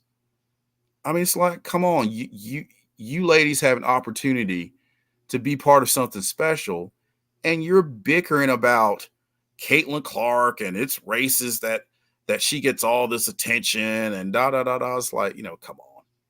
It's all about green. Get over that. Get over it and be a part of making the league something that can at some point sustain itself and be seriously considered as far as a viable sports league. Yeah, and this is their best chance really to do that. They've had in 20 years. And she's popular for the reasons you mentioned. And if you look at it from a movie standpoint, there's a quadrant. They call 4 quadrant movies: young, old, men, and women. I would say she's a 6th quadrant person: young, old, men and women, black and white. And for all the reasons you mentioned, young and old, men, I mean, for the reasons you mentioned in terms of the cultural, I think she's popular. I can speak for myself as a black male because of the way she plays the game. She's got a little attitude. She's not just some wishy-washy pushover. She'll talk in your face, she'll whatever, but at the same time, during the game though, but at the same time, she will stay after hours and sign these little girls' autographs. Yeah. And she plays the game in a certain way that basketball enthusiasts like it. Old school basketball players like it. Black players like it because she's nice. She reminds you of Steph Curry, who's basically one of the 3 top players in the world. Him, Jordan, and LeBron. Those are 3 top players in the world who are basketball players. And I'm sorry, Caitlin Clark's the other one. Caitlin Clark, Curry, Jordan, and LeBron. And so you're right. Everything you said, spot on. WNBA needs to take a look at this and say, hey, what Magic and Bird did for us, well, basically NBA is the WNBA until they split, but we can do the same thing with her. And I think Angel Reese, I think those other ones are going to have to get off that pettiness, going to have to get off of that attitude, that chip on your shoulder thing, which I think is also being spurred on by social media, being spurred on by woke culture, be spurred on false narratives that a certain group of people are the oppressors, all that stupid stuff, and they buy into that stuff, and then it spills into the court. And so that's a good point there, Greg. And with just one more comment here, but all she said here was this person said, "Huzzah for liberty in America and God the Lord." So that's a positive statement there. Moving into our next topic here. This is also Caitlin Clark. She's also very popular. So some comments here. I'll go through these real quickly. This was on the video about this is the WNBA makes less money than the NBA because we were talking about basically paying equal pay for WNBA and NBA players. Ridiculous. But this person here says, keep bringing up the heat. A positive comment. I'll go through the positive ones first and we'll deal with the long one. They're not selling any freaking tickets. Talking to the WNBA. Another person says here, if the WNBA team can beat an NBA team, they can get equal pay. Yeah. And this last one here says, before we comment on the long one, says, remember when Brittany, I won't say that, Griner claimed she can beat. Yeah, I do remember that. She said she could beat the NBA player. Is that Boggle? It was DeMarcus Boogie Cousins. Okay. I'm like, yeah, you can't beat him. So yeah. So okay, so let's read this one comment here, and then we'll. So this person says here, this is Barry James Buggins 5736. It's a member. Thank you for subscribing. And thank you to Z Warren 2 for subscribing as well. This gentleman here, or this woman here, says you could create a college business course called Worst Business Mistakes 101 and base the entire course on the WNBA. 27 seasons going on 28. $10+ million annual losses. I mentioned that before. Thank you for saying that as well. And yet they still think they're underpaid. According to the Washington Post, even with all the additional revenue this year, they're expected to lose $50 million this year. They're talking about charter flights and expansion. How about breaking even for 3 years in a row? How about breaking? I cut it off. I'm sorry. I missed the comment there, but he's on a thing here talking about business and why can't we run it as a business? Why are we trying to do more, spend more when we haven't even broken even yet? Let's see if we can do this for 3 years to see if we can have any kind of sustainability before we can talk about charter flights and equal pay, which is obviously not going to happen. But what are your thoughts there, Greg? Well, I agree. I think the business model is still very poor and very poorly fashioned. These players, they were complaining before Caitlin Clark got there about equal pay and we've got to fly commercial and some of these other perks that the NBA gets that the WNBA that they don't get. And it goes back to revenue. The NBA makes billions. The WNBA only makes millions. And if you want to build a model that's sustainable, go back to that listener's point. You need to structure the league to where, talking about expansion, seriously, there's no demand for expansion. What city in the U.S. is clamoring for a WNBA team? Guess what? Around the time when the league first started, you had a number of NBA owners that also owned WNBA teams. Yep. And a bunch of them got rid of those teams. Why? Because they weren't making money. They were losing money, hemorrhaging money. So if you're going to look at it from a perspective, you've got to look at it like this. We've got to get to a point where we can at least break even or make a little bit of a profit. You can't continue forward the way you're going now. I did read where even with the boom in revenue because of Caitlin Clark, they're still going to lose money. There's something wrong with that. Yeah. And thank you. Something very wrong with that. See, and I'm probably going to make somebody mad by saying this, but I'm going to say it anyway. I think the NBA views the WNBA as a public service that for the good of the public and women's sports, we have to have the WNBA, whether it makes a dime or not. That's not sound business, but I think the NBA feels from a social perspective, the WNBA has to be here. And again, more from, and I'm going to stop short of calling it a charity. I don't want to be insulting, but somewhere in that arena, I would call it something like that. It's something that exists and that is fueled by the generosity of a bigger entity that can afford to keep it going, and it doesn't make any money. Now that kind of sounds like a charity to me, as far as doing something for the greater good, whether it be the greater good of women's sports or whether it be for the greater good of sports in general. So I'm not going to come out and call it a charity, but it's in the ballpark. So the NBA, until they get to a point where they're going to hold the WNBA accountable and say, hey, we're going to have to do something where they can sustain themselves at some level and make this a more viable league. Until the NBA puts their foot down and says this is what has to happen, we're going to see this continue. Because and let's be honest, if the NBA came out tomorrow and said, hey, we've had 30 years of bankrolling the WNBA and it's not made anybody, it's lost money every single year, we got to cut bait here.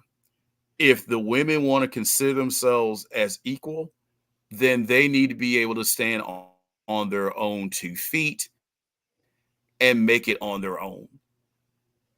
How quickly would there be reports and criticism saying the NBA is sexist? Oh, immediately. Yeah, it'd be immediate.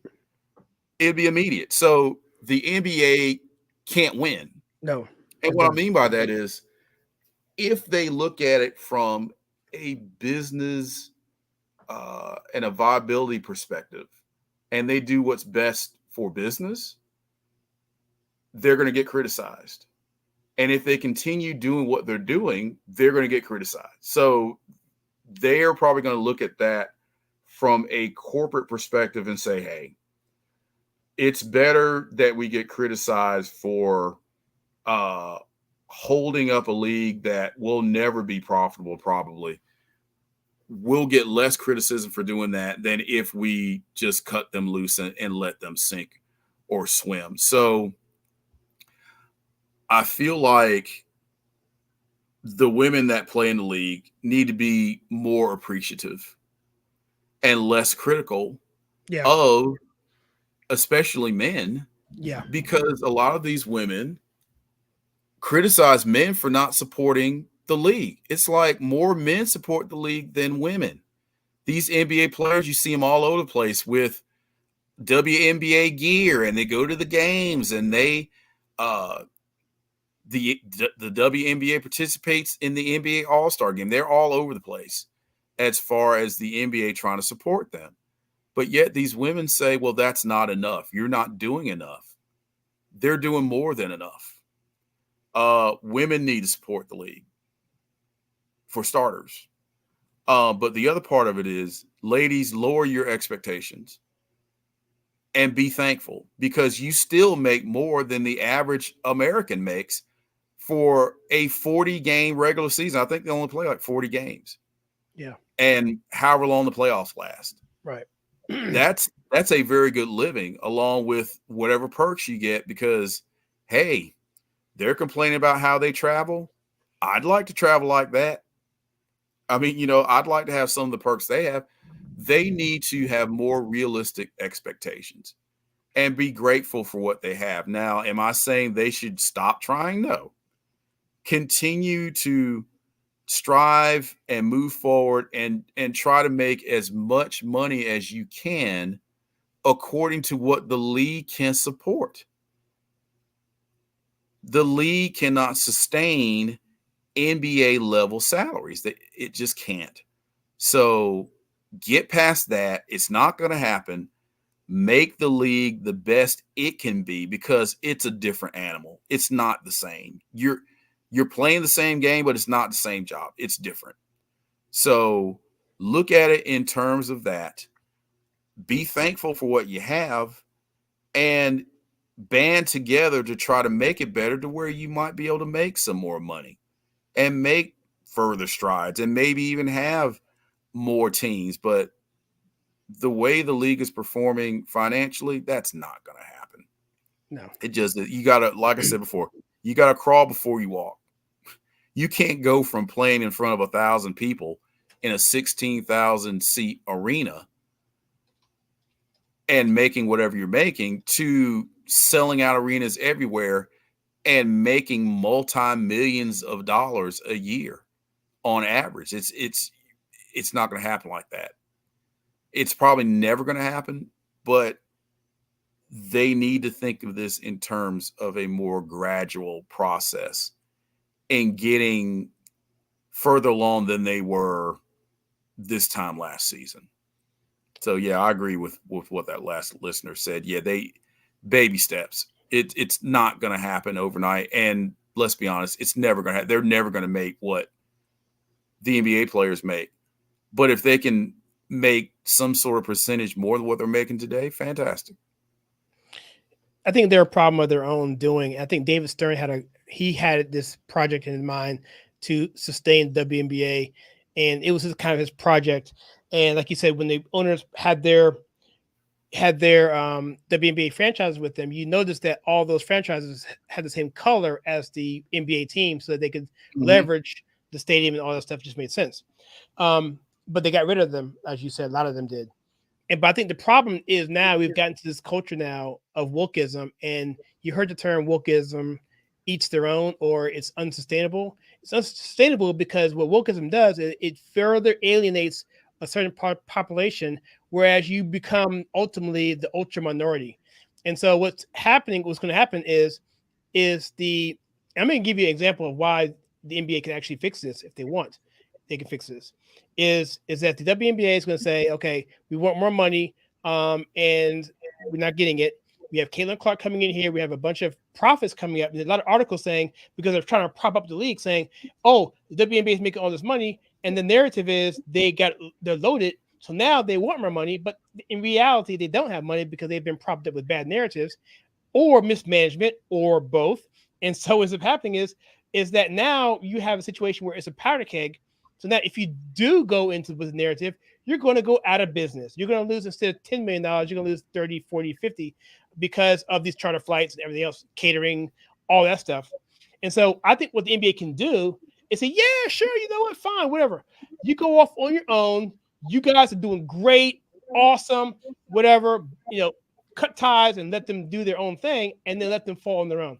Now, there will be blowback because they're going to say, well, the NBA didn't support us, but it will be a much better way of doing it than just cutting them off outright and it's ending it, because that would never fly in today's social media climate. I agree. So let's get through some more of these. We're almost done, actually. So this next one is this person is a comment on this particular one. I just redacted everything else because we've already covered it. She says basically here, he says, it's not about talent or who can beat who. It's about revenue and popularity, neither of which the WNBA has to warrant higher salaries. We kind of covered that. The last one here is actually just one more after this, but it's really quick. This is on our video with Bob Gibson. This person, Michael Waits, says, I remember when Bob Gibson would throw a fastball up and under the chin of the batter. He backed the batter off the plate. I'll keep going here. So the person says, Fred Weber 6585. I don't think batters liked facing Don Drysdale, Koufax, or Juan Marichal, Nolan Ryan, and and that's you there. So any comments there on Bob Gibson here on these comments here? Any disagreements or anything you want to add? I agree 100%. Pitchers in that era, they did not tolerate guys crowding the plate. They didn't tolerate guys showing them up. Like today, when a guy hits a home run, they might do a bat flip. They may trot around the bases a little bit slower than they normally would. They may stare at the pitcher. Just something that in Bob Gibson's day would earn them a fastball in the ribs. They'd get plunked. So, yeah, Bob Gibson and pitchers of that level in that era, they wanted to own the plate. And they wanted to basically let the batters know, hey, you're encroaching upon my plate. And if you get in too close, I'm going to back you off. So the other thing is Bob Gibson had such control that he could throw that close and not hit a guy. But if you're standing there and getting like a 96, 97, 98 mile an hour fastball right under your chin, you got to bail out. You're going to get the message and you're going to back off a little bit. You just are. Yep. Pitchers like that were just so intimidating, to the point where it was more or less a showdown when you would get up to the plate against them. And it took a lot of courage to stand in that box and face heat like that. So to give you another example of how intense and old school Bob Gibson was. So I read someplace that, back in those days, they would play old timers games. And I used to enjoy watching them, have these players from days gone by get together in some major league stadium and play a baseball game. And, it wasn't underhand pitching. No, it was guys really pitching. Of course, it wasn't quite as fast as it was when they played, but it was still pretty decent. And you had, all of these star players playing in the games. It was such a treat for the fans to watch. So apparently one guy hit a home run, I think off of Bob Gibson towards the end of his career, if I remember correctly. And then several years later, in an old timers game, as soon as that guy got up to the plate against Bob Gibson hit him with a pitch. True story. So, So guys like that were they were wired differently, and the game was played differently. Then you had protocols and unwritten rules that you abided by. So, it would not be unusual if a batter got plunked by an opposing pitcher, that the next inning or somewhere down the line, that guy's pitcher plunked one of their guys. It was more retaliatory than it is today. You rarely see guys intentionally hit guys anymore to send a message, because they're just going to get tossed or suspended or fined or whatever it is. But back then, there were things you didn't do. You didn't show up a pitcher when you hit a home run. There are other things you didn't do. Otherwise, you were going to get paid back some kind of way. So, when you see pitchers today, it's one thing to be able to throw 98, 99, 100 miles an hour. But if you have no control, it's not worth anything. If you walking or hitting guys and putting them on because you can't find a strike zone, doesn't mean anything. But when you're talking about guys like Gibson and Nolan Ryan and some of these other guys that can throw hard and they can put it exactly where they want to, that's, I think in a way that's even more intimidating, because it's like, I can't stand up here and expect to draw a walk. I'm going to have to try to stand in here and hit the ball, so that's certainly, I'm sure, played in the minds of the guys that they faced. Those pitchers that that person listed, they were not any fun to face as a major league hitter. And I think we talked about this when we talked about Bob Gibson. In that era, pitching dominated hitting. It just did. I mean, I think across the board, the ERA of pitchers in the league was the lowest it had been, I think, in history, or among the lowest. So yeah, that period of time, 1968, yeah, it was a great period for pitchers and not so much for the hitters. But yeah, those guys, yeah, batters did not want to face them. They were that good, and they were that dominant and intimidating. 100% agree. And our last question, this is a brand new one. Well, not brand new one, but I missed it in our initial whatever. This is from our Willie Mays podcast episode.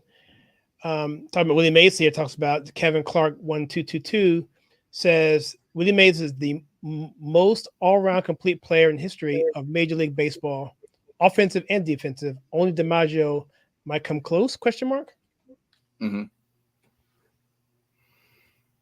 Okay.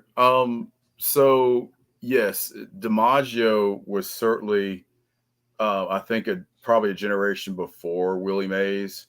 Yeah. I can't speak all that well to DiMaggio. I know he was a great player. I can't either. I know he was an iconic player. I would say from a talent perspective, I think Mickey Mantle was better, but that's my opinion. As we mentioned in our previous episode about Willie Mays, he was a 5-tool player. I mean, just all around great. And that was the reason why I had him ranked slightly ahead of Babe Ruth as far as all-time players. But you would get no arguments from me if you said Babe Ruth was the greatest baseball player of all time. I would not disagree. I think he and Willie Mays are right up there. DiMaggio, as far as being a great all-time, all-around player, I think that he was, but I can't adequately compare the two because I'm not nearly as familiar with Joe DiMaggio's all-around game. I know from a home run perspective, he didn't hit nearly as many, but that's just one aspect in one category. So I'm not disagreeing with the listener. I'm just saying I'm not nearly as familiar with what DiMaggio did. But to give some context, I think Mickey Mantle was a better all-around player than DiMaggio. I think from what I've read and what I've heard about Mantle, he was somewhat of a victim of his hard living and partying lifestyle. Imagine how much better of a player he could have been if that didn't happen. And I think maybe injuries later in his career. But yeah, Mickey Mantle was a fantastic talent. And I think, again, if things had worked out a little bit better for him, we might even be talking about him, maybe not in the same breath as Willie Mays, but maybe a lot closer than he's considered today. So DiMaggio, absolutely a great player and a great Yankee, but I can't do it justice as far as comparing him and Willie Mays as far as being all-around players. But DiMaggio was a good one for sure. Yeah, he was good. I mean, he had that streak. I wouldn't put him anywhere near the top 20. I mean, just there's been a lot of good players. I mean, Honus Wagner, I put him up there as well. But you talk Willie Mays, you're talking about a short list. You're talking Babe Ruth. Yes. You're talking Hank Aaron. You're talking Ty Cobb, right? Ted Williams. But because Ted Williams never won, I would say I think Ty Cobb won a World Series.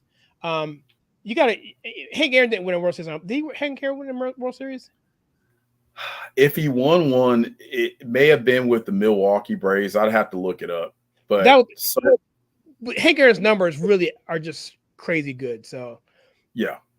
Ted Williams same way. So no, it's a short list. It's a short list. I would put Willie Mays 1 or 2, depending on how I feel. Yep. I mean, his numbers are just ridiculous. I mean, you just can't, Anyway. Yeah. Yeah. He like I said, in our previous episode about him, the way his peers talk about him, yeah, gives you an idea as to how great he really was, and it's not an understatement. Just a legendary talent. Yeah, 100% agree. I think that's a good. I think he's a good one to stop on because he's such a positive player. And unfortunately, we lost him. We lost Pele. We lost several. Bob Gibson's been gone for a while, but we did a thing on him as well. Pistol Pete, those guys. We'll do more of various players of various sports that that just exemplify just greatness on all areas. And I think we've done a good job so far identifying and picking out a few for the few we've done. We'll do a lot more. So sounds good. All right, Greg. So how you feel about this? We just been doing this for about 3 hours, 3.5 hours now. So 3 hours and 45 minutes to be exact. How you feel about it? I feel great. I've enjoyed it.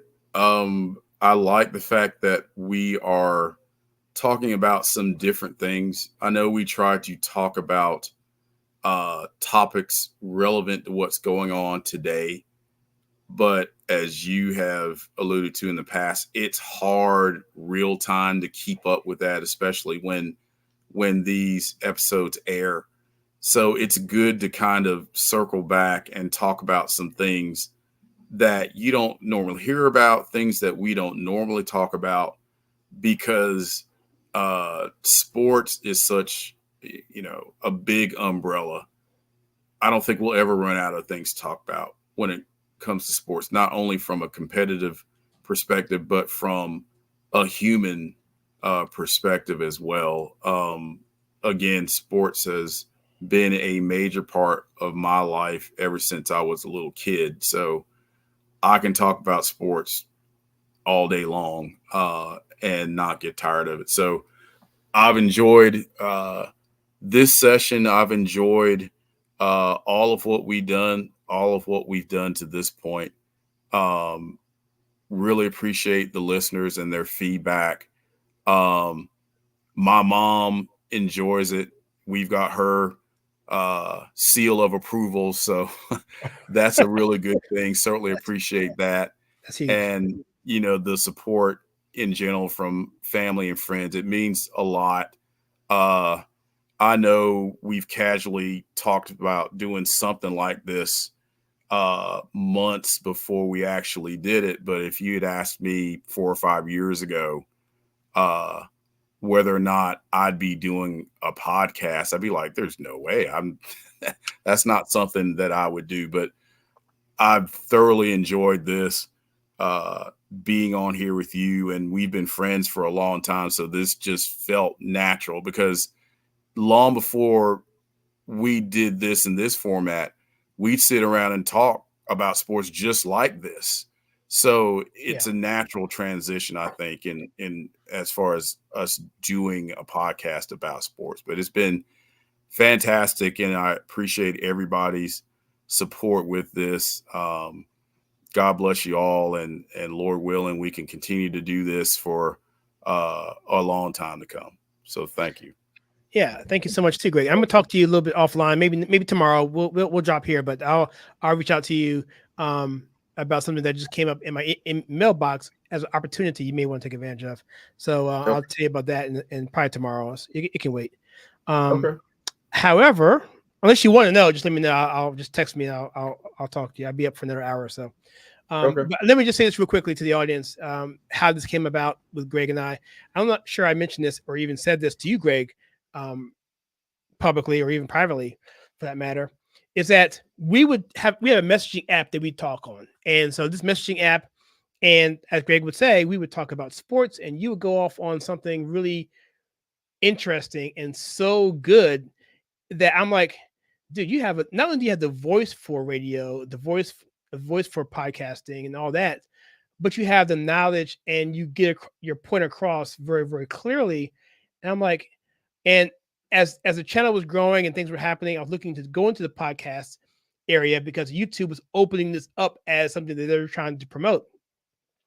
So I said, well, we have different things we do here, shorts and live streams and politics and stuff like that. But this is a culture-based channel, and it was started out with basically talking about movies and movie reviews and stuff like that, but nothing about sports. But all the things we've done on sports have been very, very popular. The Bubba Wallace, the Brittany Griner, the LeBron,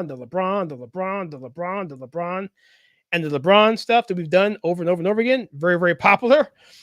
And so I'm like, well, why not do a podcast on sports and make it like this? And we talked about, that's when I approached that idea to you, and that's how this was born. So it's been a pleasure so far, Greg. I really enjoyed doing this. We do our recordings literally for about 4 or 5 hours sometimes, recording this stuff, and we break it down. So you guys don't see all that stuff, but you're getting a glimpse of it here in this live stream of how we do it in private. But we actually go even longer in private. So, but yeah, and I think it's come out pretty well. Me learning how to do the podcasting. I think the quality is getting better, and I think we're getting better on air and together and knowing when to say what and how to respond to each other. I think that comes through time and experience. But I'm looking forward to what you also said many, many years to come, hopefully, and Lord willing, of course. And I'm happy to be along the ride with you. So thank you so much for that. You're welcome. Thank you kindly. It's been a pleasure. Oh, great. Same here. So everybody else. So if you want to have questions for us and for a future episode, maybe 4 to 5 months in advance, I'm going to announce this now off the cuff. I mentioned to you too, Greg. You may not want to do it. You may want to do it, but I want to do a Christmas episode at some point, maybe then a live stream. That would be this is month 8. So maybe 3 months from now, maybe do one. Is that right? Yeah, somewhere around there. About Christmas, our year-end review kind of thing, and make it festive, and that's something I'm looking forward to doing as well. So look forward to that, and other things I'm going to announce in the near future that I will tell you, Greg, offline here in a little bit. But for everyone else, thank you so much for supporting us. We're at podcast at theconservativetake.com. Podcast at theconservativetake.com if you want to email us with questions or comment on any of the videos post today, and we'll follow up on a live stream in the future. All right, so my name is Kyle. On behalf of Greg, thank you so much. And for everyone else, thank you for your participation and your support, and we'll see you guys in the next live stream or next video or next podcast. God bless. Have a good night. Thank you.